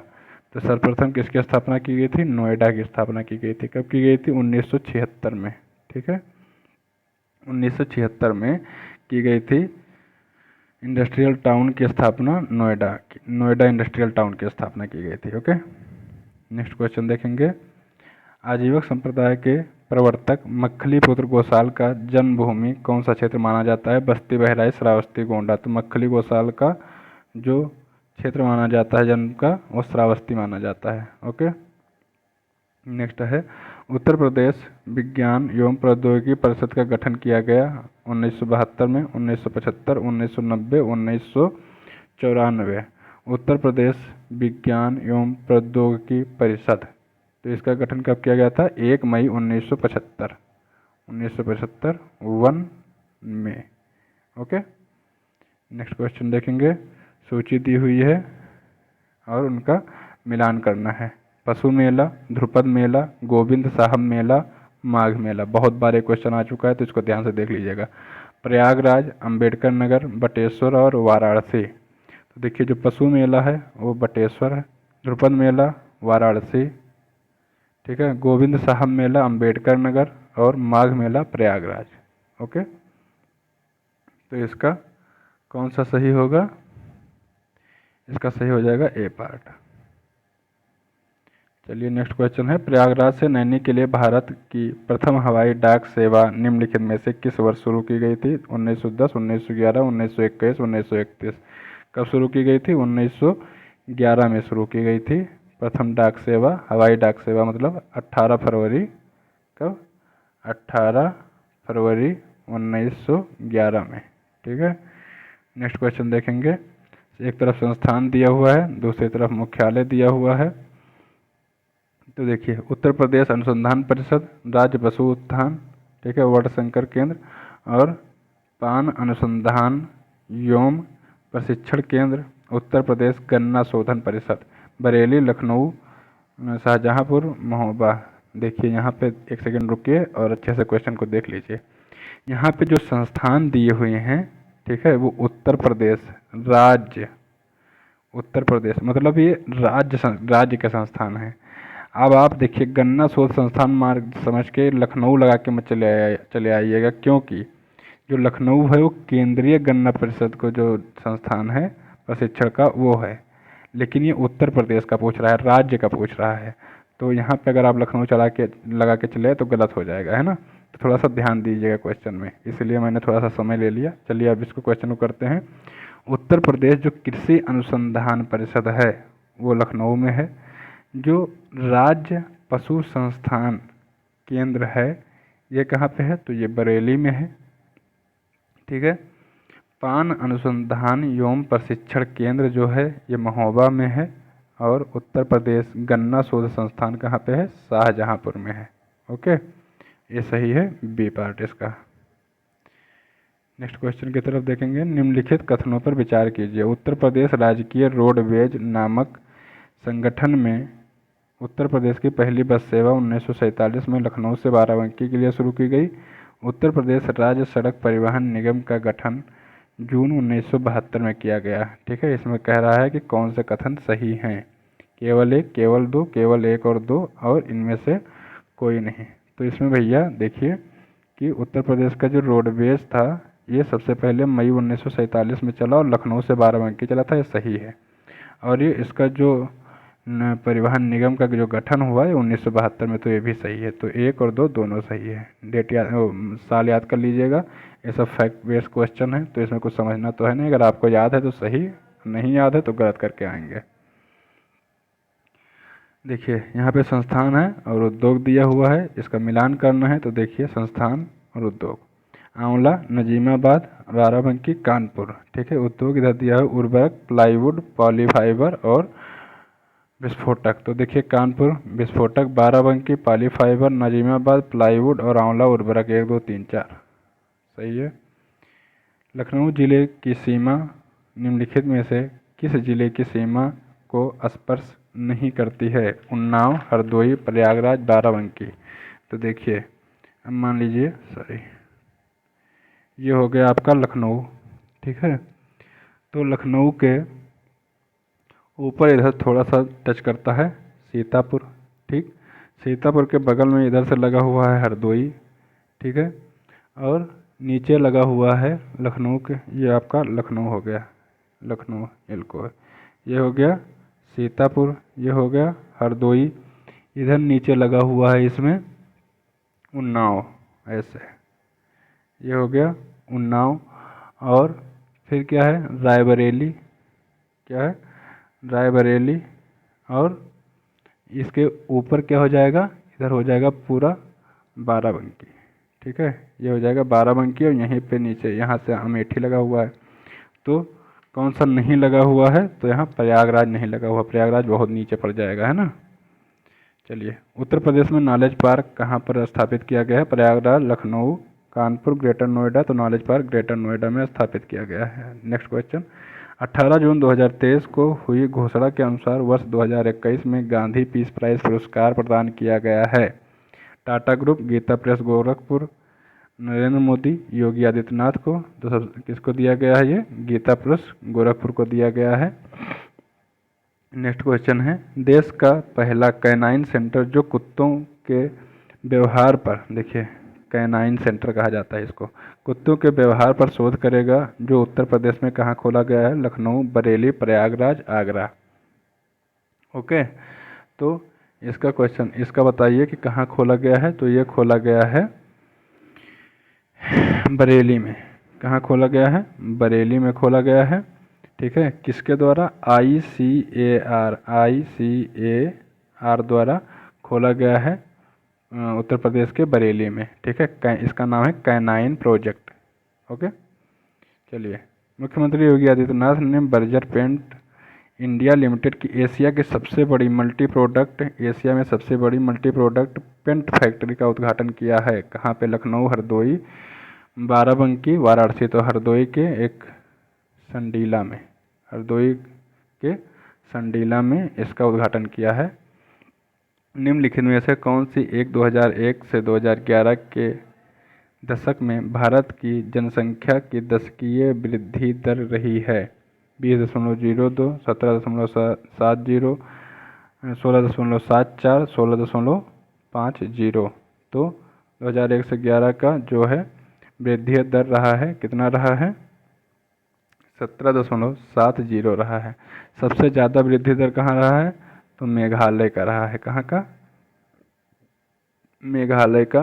कितना? 27.9, ऑलमोस्ट 28% के हिसाब से मेघालय वाले बढ़े हैं। और सबसे कम कहाँ रहा है? तो इसी के थोड़ा सा बगल का नागालैंड है, नागालैंड। वहाँ पे तो भैया माइनस में चल रहा है मामला, वहाँ पे क्या है? -0.6%। ओके, निम्नलिखित में से जनांकीय संक्रमण सिद्धांत का प्रतिपादन किसने किया? माल्थस ने, WM थॉमस ने, CP ब्लेक या इनमें से कोई नहीं, ठीक है। तो WM थॉमस जो थे, इन्होंने किया था जनांकीय संक्रमण सिद्धांत का प्रतिपादन किया था WM थॉमस ने, WM थॉमसन ने। ओके, नेक्स्ट बढ़ते हैं अगले क्वेश्चन पे। किसी विशेष वर्ष में जिन्हें पंजीकृत कुल बच्चों की संख्या, किसी विशेष वर्ष में, देखिए ध्यान से पढ़िएगा क्वेश्चन, किसी विशेष वर्ष में जन्मे पंजीकृत कुल बच्चों की संख्या, चाहे वो मृत हों चाहे जीवित हों, लेकिन जन्मे, केवल जन्म ले लिया हो, तो पंजीकृत कुल बच्चों की संख्या मध्य वर्ष की कुल जनसंख्या के बीच अनुपात, जिसे प्रायः प्रति 1000 व्यक्ति पर, ठीक है, किया जाता है, कहलाता है क्रूड या अशोधित जन्म दर, शोधित जन्म दर, सामान्य प्रजनन दर या इनमें से कोई नहीं। तो इसको कहा जाता है क्रूड या अशोधित जन्म दर कहा जाता है। ओके, अगला क्वेश्चन है केंद्रीय बजट 2023-24। देखिए केंद्रीय बजट से है और 2023-24 से रिलेटेड है, तो इसको नहीं देखेंगे क्योंकि नया बजट आ गया है। दिसंबर 2022 में ज्योतिरादित्य सिंधिया ने नई दिल्ली में भारत के पहले green steel bond Kalyani Foresta को लॉन्च किया। इसे किस कंपनी द्वारा निर्मित किया गया है? जिंदल स्टील, कल्याणी समूह, टाटा स्टील या JSW। तो देखिए ज्योतिरादित्य सिंधिया ने लॉन्च किया है, ठीक है, ग्रीन स्टील ब्रांड है, ठीक है, इसका कल्याणी समूह का है, ठीक है। नेक्स्ट क्वेश्चन है निम्नलिखित को, अच्छा ग्रीन स्टील बॉन्ड कहते किसे हैं? तो इसमें जो फैक्ट्रियां होती हैं स्टील उत्पादन की या जो है और फैक्ट्री हो, तो वहाँ पे जो ऊर्जा, जैसे भाई फैक्ट्री चलाने के लिए ऊर्जा चाहिए ही, विद्युत चाहिए ही, तो जो ऊर्जा प्रयोग की जाती है वो अक्षय ऊर्जा होती है जो पर्यावरण को प्रदूषित नहीं करती है और कार्बन फुटप्रिंट को बढ़ाती नहीं है, ठीक है। तो उसी को क्या कहा जाता है? ग्रीन स्टील बॉन्ड कहा जाता है। ओके, ब्रांड कहा जाता है। चलो अगला क्वेश्चन देखेंगे। निम्नलिखित को उनके स्थान वर्ष के अनुसार व्यवस्थित करना है। ये देखिए संस्थान दिए हुए हैं और उनका कब स्थापना हुआ था उसके अनुसार व्यवस्थित करना है। तो देखिए WTO की स्थापना कब हुई थी? 1995 में हुई थी, 1995 में, ठीक है। IMF की कब हुई थी? तो IMF की 1945 में हुई थी, ठीक है। और EU की स्थापना, यूरोपियन यूनियन की, तो 1958 में हुई थी। और एशियाई बैंक ADB की स्थापना कब हुई थी? तो ADB की स्थापना हुई थी ये शायद 1966 में, है ना, 1966, हाँ सही है। तो इसका जो है कोड कौन सा सही होगा? ये होगा बी पार्ट। वर्ष 2030 तक अक्षय ऊर्जा की हिस्सेदारी को बढ़ाकर कितना प्रतिशत किए जाने का लक्ष्य है? अक्षय ऊर्जा जो कि कार्बन फुटप्रिंट को नहीं बढ़ाता है, ठीक है। तो 30%, 35%, 40% या 45%, जो ऊर्जा खत्म नहीं होती है वो क्या कहलाती है? अक्षय ऊर्जा कहलाती है। 30%, 35%, 40, 45, तो इसमें से इसको बढ़ाकर 40% करने का 2030 तक का 40% अक्षय ऊर्जा को बढ़ाने का लक्ष्य है। इस समय कितना है मौजूदा में? तो ये शायद 14 और 15% के आसपास है, 14 से 15% के बीच में अक्षय ऊर्जा हम लोग यूज करते हैं। 2023-24 के लिए CPI मुद्रास्फीति अनुमानित है 6.1%, 5. देखिए 2023-24 के लिए है मुद्रास्फीति, तो इस पे बात नहीं करेंगे, ठीक है, क्योंकि ये पुराना हो गया, अब नया डेटा आ गया होगा। अगला क्वेश्चन है संविधान सभा के प्रथम मनोनीत उपसभापति कौन थे? Frank Anthony, KM Munshi, Shri Iyer या BT कृष्णमाचारी। तो जो संविधान सभा बनी थी उसमें प्रथम मनोनीत उपसभापति कौन थे? प्रथम मनोनीत मतलब वो अस्थाई या अस्थाई की बात नहीं कर रहा है, सबसे पहले कौन उपसभापति मनोनीत किए गए थे वही पूछ रहा है। तो फ्रैंक एंथोनी थे, ठीक है। ये जो है अस्थाई थे, बाद में अस्थाई बनाया गया था। किनको? तो अस्थाई थे HC मुखर्जी, HC मुखर्जी, ठीक है, HC मुखर्जी थे अस्थाई और ये अस्थाई थे फ्रैंक एंथोनी।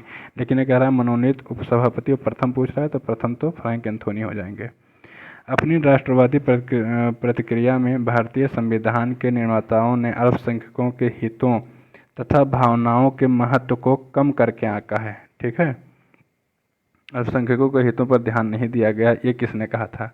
ऑस्टिन ने कहा था, आइवर जेनिंग्स का वर्ड है ये, या हर्ट ग्रेव जूनियर का, या वेस्टन चर्चिल ने कहा था। तो किसने कहा था ये चीज़?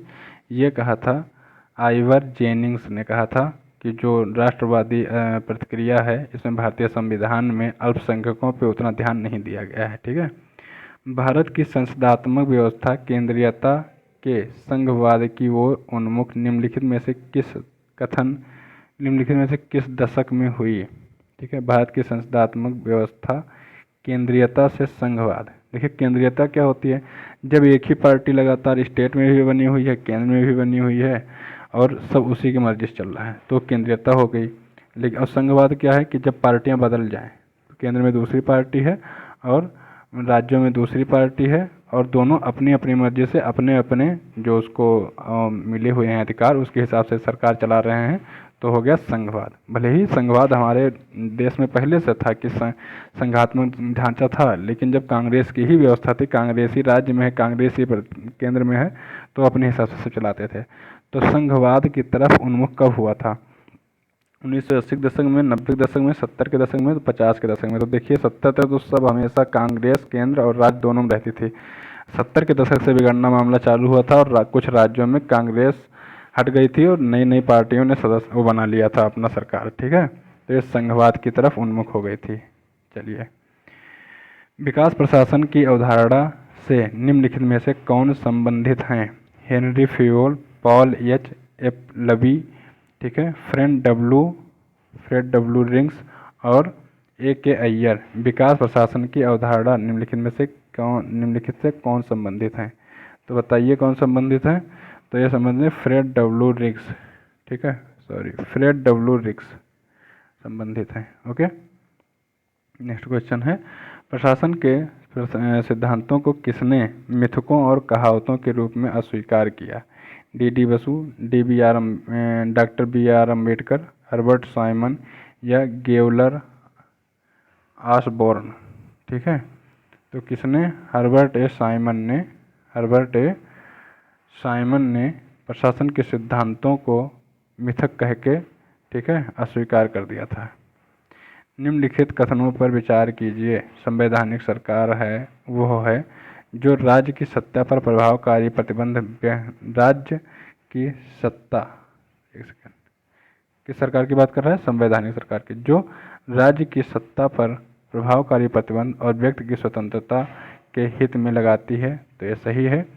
और व्यक्ति की स्वतंत्रता पर प्रभावकारी अगर प्रतिबंध लग गया राज्य की सत्ता में, तो संवैधानिक कहाँ से रह जाएगी फिर? तो हिटलरशाही हो जाएगी, है ना। तो एक सही है केवल।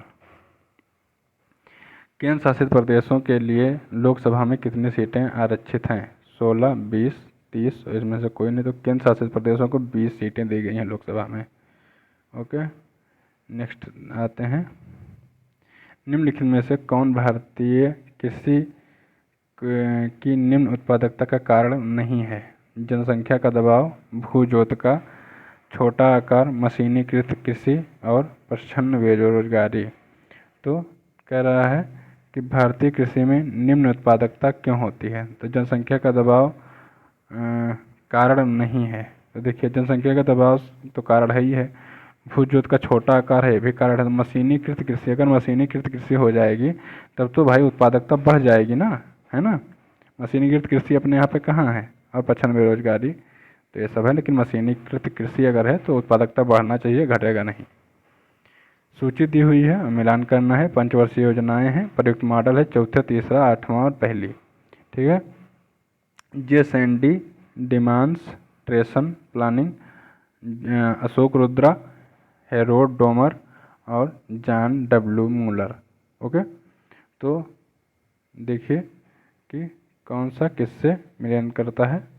95 क्वेश्चन है, ठीक है। तो देखिए ये तो सब लोग जानते हैं कि हेरोड डॉमर हेरोड डॉमर पहला मॉडल था जो कि पहली पंचवर्षीय योजना में लगा था, ठीक है।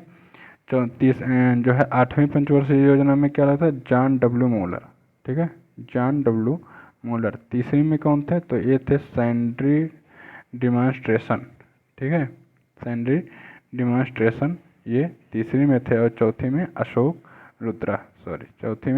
रुद्रा। ओके, कौन सा सही हो जाएगा? तो सही है इसमें बी पार्ट। नेक्स्ट क्वेश्चन है, इसमें जो है कथन विचार करना है। नीति आयोग द्वारा मेंटर इंडिया कैंपेन की शुरुआत अगस्त 2016 में की गई। मेंटर इंडिया कैंपेन के तहत अटल टिंकरिंग लैब्स ATL के छात्रों को उद्योगों के प्रमुखों द्वारा मार्गदर्शन उपलब्ध कराना है। तो अटल टिंकरिंग जो लैब है, इसका जो है मेन उद्देश्य क्या है? जो छात्र हैं उनका मार्गदर्शन कराना है उद्योगपतियों से, ठीक है। तो ये तो सही है। नीति आयोग द्वारा मेंटर इंडिया कैंपेन की शुरुआत अगस्त 2016 में नहीं की गई थी भैया, ये 2017 में की गई थी, है ना। तो ये गलत हो जाएगा। कौन सा सही है? केवल 2 सही है। कौन सा सही है? केवल 2। रिजर्व बैंक द्वारा प्रयोग में लाए जाने वाले साख नियंत्रण के निम्नलिखित तरीकों में से कौन एक परिमाणात्मक साख नियंत्रण का तरीका नहीं है? ठीक है, साख नियंत्रण का जानते हैं, रिजर्व बैंक साख नियंत्रण करता है। ठीक है, तो ये साख नियंत्रण का कौन सा तरीका नहीं है? तो देखिए, साख नियंत्रण के जो तरीके हैं वो बैंक दर है, नकद कोष अनुपात है जो CRR होता है वो भी है, और क्या है, खुले बाजार की क्रियाएं। तो खुले बाजार की क्रिया भी साख नियंत्रण, लेकिन साख मापदंड तथा साख मापदंड का निर्धारण, ठीक है, ये नहीं है। ठीक है, साख नियंत्रण का तरीका ये नहीं है कि साख मापदंड का निर्धारण। साख नियंत्रण का तरीका है बैंक दर, नकद कोष और खुले बाजार की क्रिया। ओके, नेक्स्ट क्वेश्चन की तरफ चलेंगे। निम्नलिखित आदिम जनजातियों तथा उनके निवास स्थानों से संबंधित युग्मों में से कौन सा एक सही सुमेलित नहीं है? देखिए, एक तरफ जनजाति दी हुई है, दूसरी तरफ उनका निवास स्थान दिया हुआ है, तो कौन सी जनजाति का? देखिए, बुक्सा बिजनौर में भी रहती है, पौड़ी गढ़वाल में भी रहती है, तो ये बिजनौर में भी रहती है। ठीक है, अपने उत्तर प्रदेश के। कोल जबलपुर, मुंडा छोटा नागपुर, कोरबा कोगाडू। तो बताइए कि कौन सी जनजाति कहाँ नहीं रहती है? तो देखिए, जो कोरबा जनजाति है ना, तो कोरबा जनजाति मुख्य रूप से कहाँ पाई जाती है? कोरबा जनजाति मुख्य रूप से झारखंड में पाई जाती है। कहाँ पे? झारखंड में। ठीक है, झारखंड में। कहाँ पे? पलामू, झारखंड पलामू स्थान पे। ठीक है, झारखंड पलामू में। मुंडा छोटा नागपुर में और कोल जबलपुर में। सही है। सूची फर्स्ट सूची सेकंड का मिलान करना है। नदियां दी हुई हैं और उसे बांध दिया हुआ है। कावेरी, कृष्णा, नर्मदा, चंबल, अलमट्टी, मेट्टूर, गांधी सागर और सरदार सरोवर। तो देखिए, चंबल पर गांधी सागर बांध है, जवाहर सागर बांध है और एक महाराणा प्रताप सागर बांध है। ठीक है, नर्मदा नदी पर सरदार सरोवर है, कृष्णा नदी पर जो है अलमट्टी बांध है और कावेरी पर मेट्टूर बांध है। ओके, कावेरी पर कौन सा बांध है? मेट्टूर बांध है। तो चलिए आगे बढ़ते हैं। इसका जो है आंसर क्या होगा? तो बी पार्ट सही है, बी। ठीक है, इस तरह के क्वेश्चन इस बार बहुत आए थे आरओ में, जो कैंसिल हो गया है। निम्नलिखित में से कौन से युग्म सही सुमेलित हैं? इडुक्की ताप विद्युत केंद्र, सबरीगिरी जल विद्युत परियोजना, घाट प्रभा सिंचाई परियोजना, रामगंगा बहुउद्देशीय परियोजना। तो भैया, जो सबरीगिरी है ये एक जल विद्युत परियोजना है, तो बात सही हो गई। ठीक है, घाट प्रभा है, तो घाट प्रभा क्या है? ये एक सिंचाई परियोजना है, सही है। रामगंगा बहुउद्देशीय परियोजना है, ठीक है, ये भी सही है। और इडुक्की जो है, तो इडुक्की भी क्या है?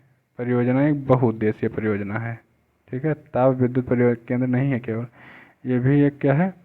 बहुउद्देशीय परियोजना है। ठीक है, कहाँ पे है? केरल में। कहाँ पे? केरल में। ठीक है, नेक्स्ट क्वेश्चन देखेंगे।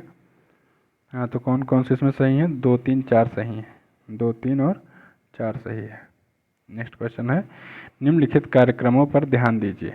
ठीक है, कुछ कार्यक्रम दिए हैं। वनीकरण और अर्थ भूमि विकास, पुनर्वनीकरण एवं विद्यमान वनों में पुनः पौधरोपण, लकड़ी के अन्य विकल्पों को प्रोत्साहन और अन्य प्रकार की ईंधन की पूर्ति, पीड़कों और कीटों से होने वाले क्षय से वन क्षेत्र की हानि को रोकने के लिए पीड़कनाशकों और कीटनाशकों के व्यापक प्रयोग का संवर्धन। राष्ट्रीय वन नीति 1988 में सम्मिलित है।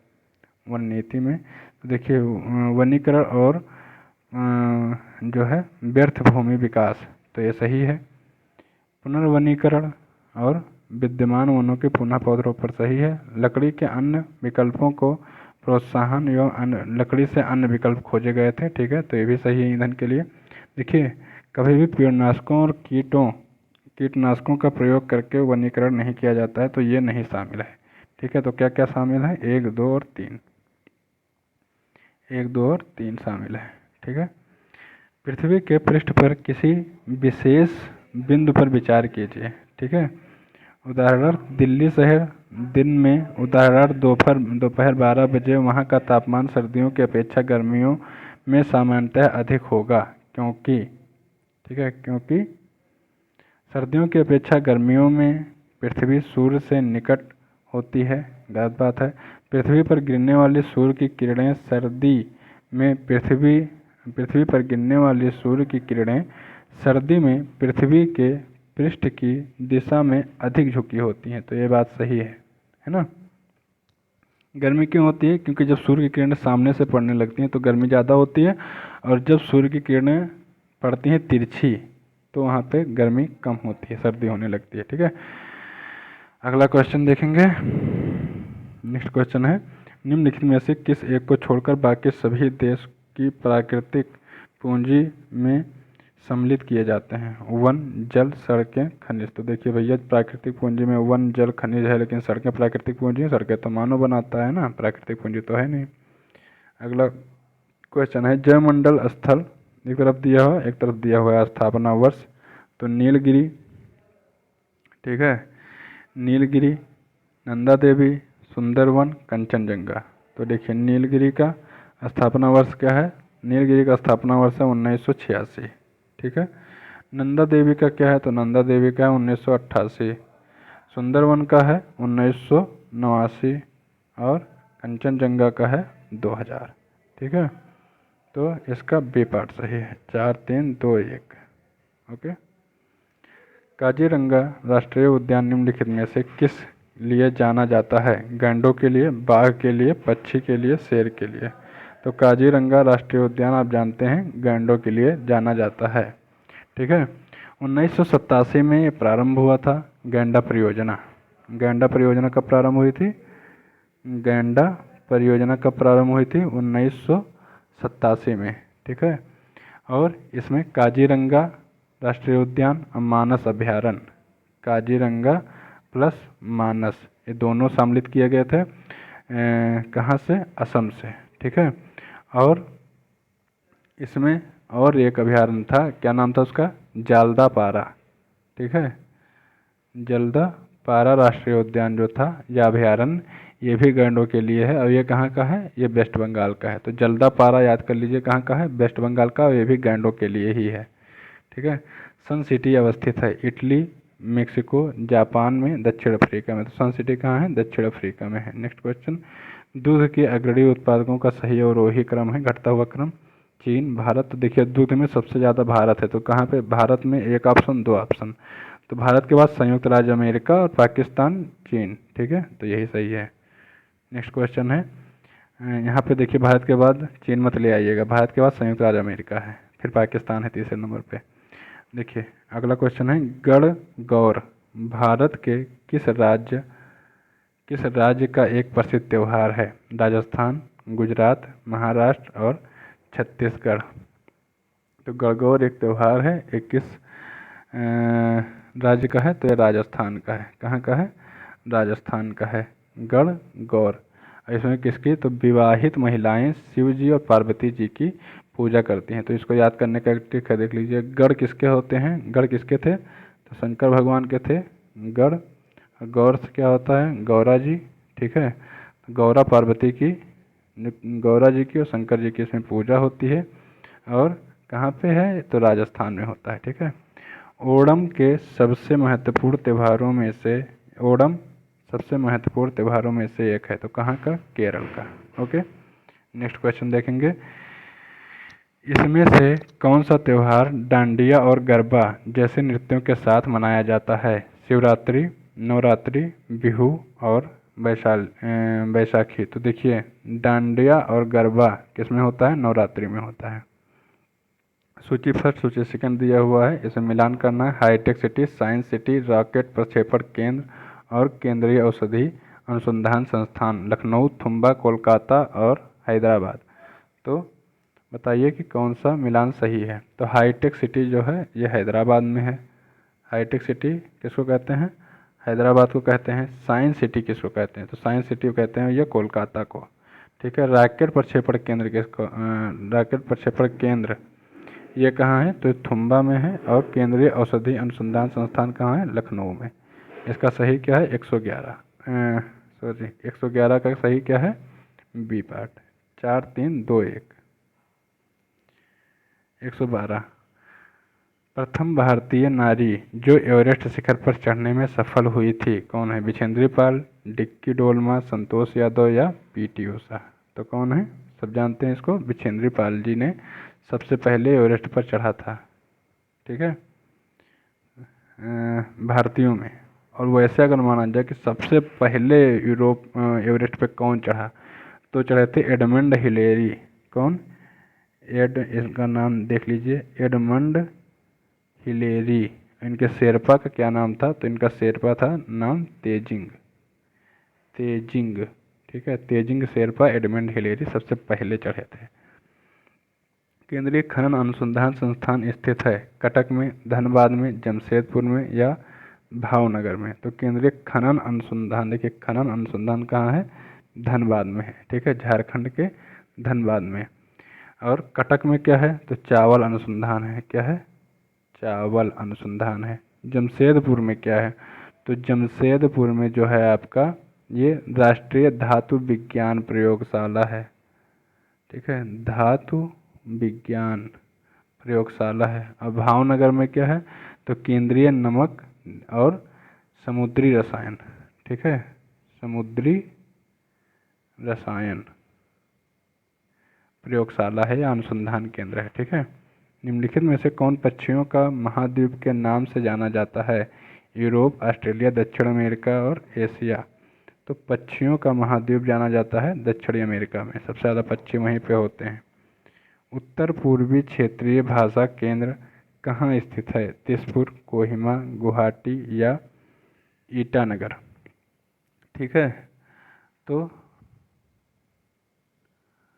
बताइए कि उत्तर पूर्वी क्षेत्रीय भाषा केंद्र कहाँ है? तो यह है गुवाहाटी में। ठीक है, उत्तर पूर्वी क्षेत्रीय भाषा का जो केंद्र है यह है गुवाहाटी। उत्तर क्षेत्रीय भाषा का केंद्र कहाँ है? उत्तर क्षेत्रीय भाषा का पटियाला में है। कहाँ पे? पटियाला।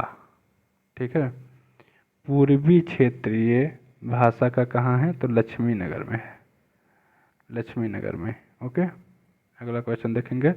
महात्मा गांधी अंतर्राष्ट्रीय हिंदी विश्वविद्यालय कहाँ पर स्थित है? मदुरई, विजयवाड़ा, तिरुवनंतपुरम, वर्धा? तो महात्मा गांधी अंतर्राष्ट्रीय हिंदी विश्वविद्यालय कहाँ पे है? वर्धा में है।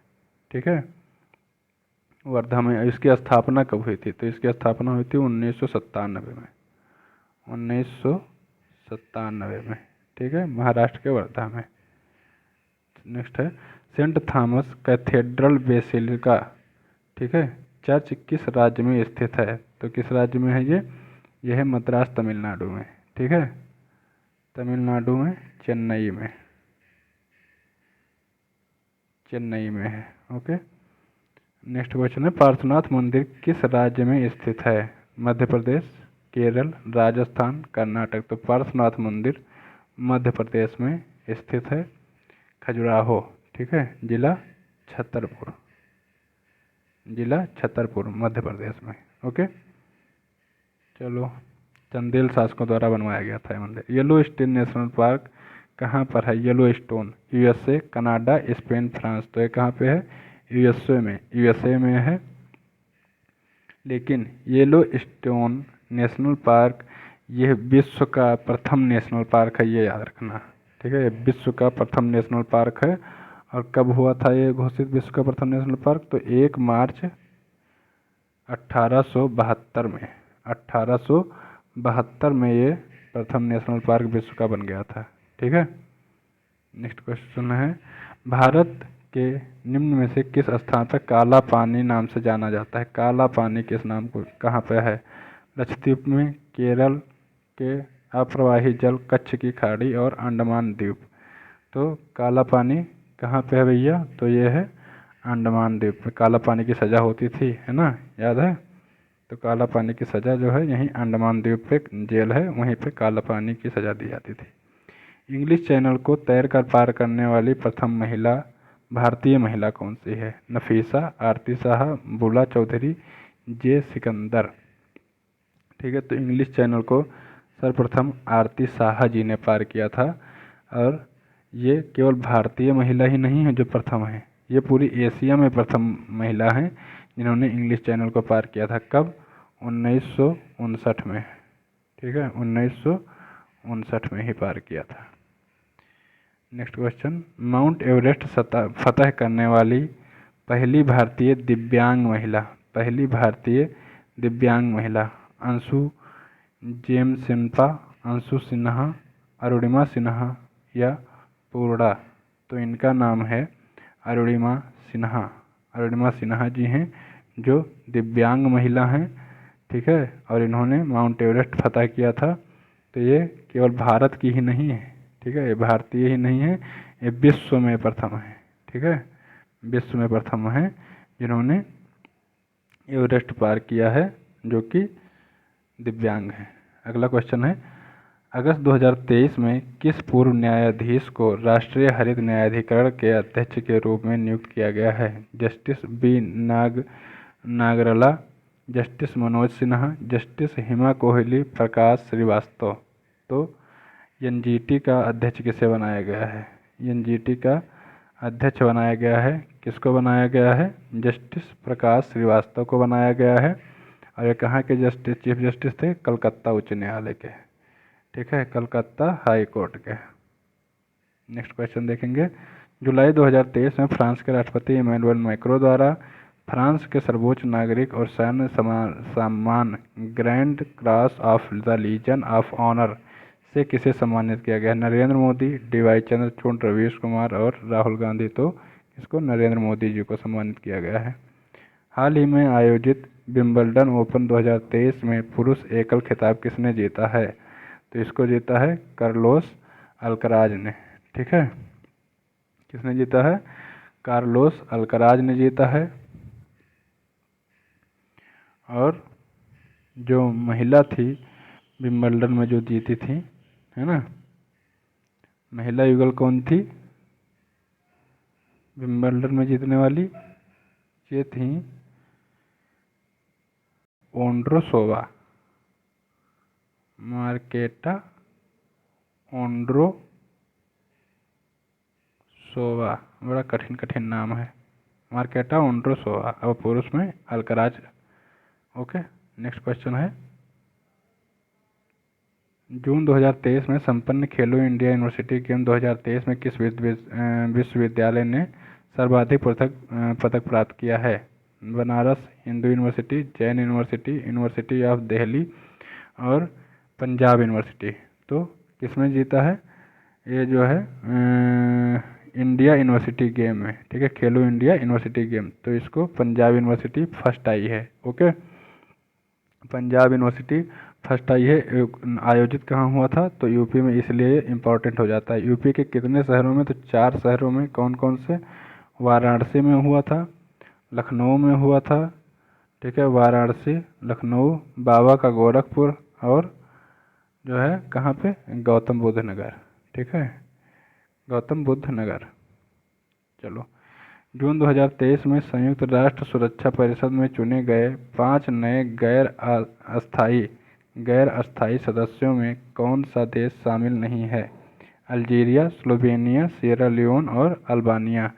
तो ये करंट अफेयर का फैक्ट बेस्ड क्वेश्चन है, ये याद रखना। कौन सा नहीं चुना गया है? तो अल्बानिया। और जो 5 इसमें जानते हैं कि परमानेंट मेंबर हैं, तो परमानेंट मेंबर 5 हैं और 5 इसमें चुने गए हैं अभी जून 2023 में, जो अस्थायी है 2 साल के लिए। ठीक है, तो अल्बानिया नहीं चुना गया है उसमें। मई 2023 में 49वें G7 समिट का आयोजन किस देश में किया गया था? तो बताइए। मैं देखिए, अभी एक 50वां G7 होना है, तो ये होगा कहाँ पे? ये होगा इटली में। इस समय न्यूज़ में है इटली में होगा। प्रधानमंत्री मोदी को इनवाइट कर दिया गया है। ठीक है, तो जो ये 49वां हुआ था, ये कहाँ पे हुआ था? तो ये हुआ था जापान में। ओके, 50वां होगा इटली में। अच्छा, G7 कंट्रीज कौन कौन सी हैं, ये थोड़ा सा बताइए। तो G7 कंट्रीज देखिए, एक कनाडा और USA इकट्ठे का हो गया, और इधर UK, जर्मनी, फ्रांस, इटली, ठीक है, इटली। तो ये कितने हो गए? 4 2 6। एक और है, एक कौन है? जापान, ठीक है, एक हो गया जापान। तो ये हो गए 7। और एक संघ शामिल है, कौन सा? EU, यूरोपियन संघ। तो ये 7 देश हैं और एक यूरोपियन संघ, ठीक है। नेक्स्ट क्वेश्चन देखेंगे। मई 2023 में जारी विश्व प्रेस स्वतंत्रता सूचकांक 2023 के संबंध में विचार कीजिए। यह सूचकांक रिपोर्ट्स विदाउट बॉर्डर्स ने जारी किया है। सही बात है, रिपोर्ट विदाउट बॉर्डर ने जारी किया है, हर साल यही जारी करता है, ठीक है। इस सूचकांक में शामिल कुल 180 देशों में भारत की 161वीं रैंक है। बहुत अच्छी रैंक भारत ने प्राप्त कर लिया है। इतना बकवास मीडिया है कि 161वीं रैंक मिली है। और इस सूचकांक में नॉर्वे शीर्ष स्थान पर तथा उत्तर कोरिया अंतिम स्थान पर है। तो ये भी सही है, तो तीनों इसमें से सही हैं। ओके, भारत को बहुत बेकार रैंक मिलती है। जुलाई 2023 में फोर्ब्स ने अमेरिका की 100 सबसे अमीर सेल्फ मेड महिलाओं की सूची में भारतीय मूल की कितनी महिलाएं शामिल हैं? तो ये 4 महिलाएं शामिल हैं, ठीक है। अमेरिकी महिलाओं की सूची निकाली गई है 100 महिलाओं की जो ताकतवर हैं। तो चलिए इसमें से हम देखते हैं कि भारत की 4 महिलाएं कौन कौन सी हैं। जयश्री उल्लाल, एक लोग का नाम है जयश्री उल्लाल, ठीक है, भारत से जुड़ी हैं इसलिए इम्पोर्टेंट हो जाता है। नीरजा सेठी हैं, नीरजा सेठी, जयश्री उल्लाल, नेहा नरखेड़े और कौन है? इंदिरा नुई है, इंदिरा नुई। ये 4 लोग हैं। ओके, नेक्स्ट क्वेश्चन है, देखिए रीजनिंग का ये है कि देखिए मिलान करना है। तो देखिए कैसे कैसे, ई की जगह पे ई, देखिए इसका इसका कोई रिलेशन है, इसका इसका रिलेशन है और इसके लिए ढूंढना है। देखिए BY उल्टा है, EV उल्टा है, IM उल्टा है और GT उल्टा है। मतलब जैसे लिख के देख लीजिए, ये BC Y के सामने है, ठीक है, EV के सामने है, ये देखिए, ठीक है। और G देखिए T के सामने है, ये देखिए GT के आमने सामने। तो ऐसे ही आमने सामने वाले को लिया गया। तो C के आमने सामने कौन है? तो यक्स है। तो यक्स 3 जगह पे है, ठीक है। यल के आमने सामने कौन है? J के यल, ये देखिए O है, तो O ले लीजिए, 2 पे है O, A और B दोनों में है। तो चलिए अगला देख लेते हैं। E के आमने सामने कौन है? तो E के आमने सामने V है, ठीक है। तो V आपका कौन सा हो जाएगा? B पार्ट, ये देखिए सही है, XOVZM, ठीक है। अगला क्वेश्चन है, किसी विशेष कोड भाषा में एक्सेस को 13 35 19 19 लिखा गया है। और ये तो देखिए कैसे लिखा गया है, A की जगह पे 1, C की जगह पे 3, C की जगह पे 3, E की जगह पे 5 और यस का 19 19। तो कौन से नंबर पे कौन सा आ रहा है वही लिख दिया गया है, ठीक है। तो देखते हैं इसमें E की जगह पे 5 हो गया, तो 5 चारों में है। फिर कह रहा है यक्स की जगह, यक्स है तो यक्स की जगह पे 24 आना चाहिए, तो 24 यहीं पे है, यहाँ पे भी है 24। तो चलिए अभी A और C सही हैं। और अगला है C की जगह पे 3, तो C की जगह पे 3 दोनों में आ रहा है। और E की जगह पे 5, तो 5 दोनों में आ रहा है। और फिर 14 और 12, तो देखिए यल, तो यल का क्या है? 12, तो C पार्ट हो जाएगा। यहाँ पे 14 था तो 14 नहीं होगा, 12 होगा, तो यही C सही है, C। ओके, यहाँ पे दिया हुआ है एक श्रृंखला, तो इसमें बताना है कि प्रश्न चिन्ह की जगह पे क्या होगा। तो देखिए 6 गुणे 6 36 गुणे 6 216 गुणे 6 1296। तो 6 गुणे 36 गुणे 6 216 आ जाएगा, 216 सही है, ठीक। अगला क्वेश्चन दिया हुआ है, इसमें भी प्रश्न चिन्ह की जगह पे बताना है कौन सा। तो देखिए 18 + 17 कितना हो जाएगा? 18 और 17 जो है, और 19 और 16 ये भी बराबर है, ठीक है। तो ये भी 35, ये भी 35 हो गया, ठीक। 31 7 38 12 26 38, तो 25 18 को जोड़ लो और 20 से जोड़ दो किसको, तो 25 और 18 कितना हो जाएगा 43, तो 20 और 23 कितना हो जाएगा 43। अगला क्वेश्चन, प्लस का अर्थ हो जाएगा, प्लस का अर्थ दिया है कि भाग है भैया तो भाग लगा दो, ठीक है। माइनस का अर्थ प्लस है तो माइनस का अर्थ प्लस लगा दो, ठीक है। गुणा का अर्थ माइनस है तो गुणा के अर्थ पे माइनस लगा दो, और भाग का अर्थ गुणा है तो भाग का जगह पे गुणा कर दो। अब कह रहा है इसको सॉल्व करो, तो सॉल्व करके देखिए कि आंसर क्या आ रहा है। तो ये क्या हो जाएगा, अब आ जाएगा देखिए, इसमें से 23 में से 15 निकल जाएगा तो क्या बचेगा 8, ठीक है। प्लस 1 गुणे 4 4 हो जाएगा, ठीक है। भागे 2 + 2 ये हो जाएगा भाग 4 और गुणे 2, ठीक है, ये हो जाएगा। तो 4 भागे 4 ये हो जाएगा 1, ठीक है। तो क्या हो जाएगा 8 + 1 गुणे 2, 8 + 1 गुणे 2, ठीक है। नहीं 8, अच्छा इसको 8 4 को पहले सॉल्व करना था, इसमें ब्रैकेट लगा हुआ है। तो 8 4 हो गया 12 और भागे 4 3, है ना, 3 8 4 12 और भागे 4 गुणे 2, तो 3 गुणे 2 6, क्या आ जाएगा आंसर 6 आ जाएगा। अगला क्वेश्चन है, जिएटिन का उत्पादन में होता है और इसे जाइलम से तक पहुंचाया जाता है, यह कोशिका विभाजन से बढ़ावा देता है। तो जिएटिन का उत्पादन भैया होता है जड़ में, और ये कहाँ तक पहुंचता है टहनी तक, तो यहाँ हो जाएगा जड़ और यहाँ हो जाएगा टहनी, ठीक है। नेक्स्ट क्वेश्चन है, गाय के दूध का पीला सफ़ेद रंग किस प्रयोग में उपस्थित हो, किस प्रोटीन की उपस्थिति के कारण होता है। तो देखिए गाय में कैसीन, लैक्टोस कैसीन और कैरोटीन, लैक्टोस के साथ साथ ब्यूटीरिक एसिड। देखिए कैसीन के कारण गाय का जो दूध का रंग होता है सफ़ेद होता है, और कैरोटीन के कारण हल्का पीला हो जाता है। तो क्या पाया जाता है गाय के दूध में, कैसीन और कैरोटीन दोनों पाया जाता है। नेक्स्ट क्वेश्चन है, निम्नलिखित में से कहाँ प्रवाल भित्ति नहीं पाई जाती है, सुंदरबन, कच्छ की खाड़ी, मन्नार की खाड़ी या अंडमान निकोबार। तो प्रवाल भित्ति कहाँ नहीं पाई जाती है, तो भैया सुंदरबन में प्रवाल भित्ति नहीं पाई जाती है। कहाँ कहाँ पाई जाती है, तो अंडमान निकोबार में पाई जाती है, कच्छ की खाड़ी में भी पाई जाती है, मन्नार की खाड़ी में भी पाई जाती है, और कहाँ पे लक्षद्वीप में भी पाई जाती है, लक्षद्वीप में भी पाई जाती है, ठीक है। कहाँ पे नहीं पाई जाती है, तो ये नहीं पाई जाती है सुंदरबन में, सुंदरबन में नहीं पाई जाती है।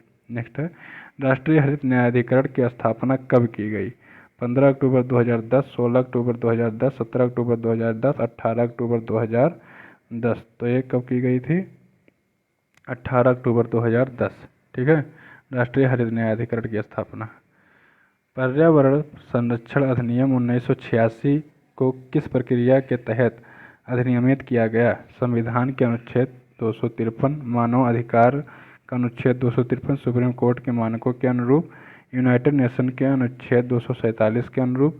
तो कौन से कानून से बनाया गया था, तो इसको बनाया गया है संविधान के अनुच्छेद 253 के तहत। ओके, अनुच्छेद 253 अंतर्राष्ट्रीय समझौतों को प्रभावी बनाने के लिए कानून बनाने का प्रावधान है, ठीक है। तो पर्यावरण संरक्षण अधिनियम 1986 संविधान अनुच्छेद 253 के तहत बनाया गया था। तो ये आपका पूरा प्रैक्टिस सेट सॉल्व हो गया है। इसमें आप देख सकते हैं कि आपका कितना क्वेश्चन सही था, और जो गलत हो गए हैं उन पर थोड़ा सा ध्यान दीजिए और उनका कहीं नोट्स बना लिया कीजिए, ठीक है। मिलते हैं कल अगले टेस्ट पेपर के साथ में, तब तक के लिए नमस्कार, धन्यवाद।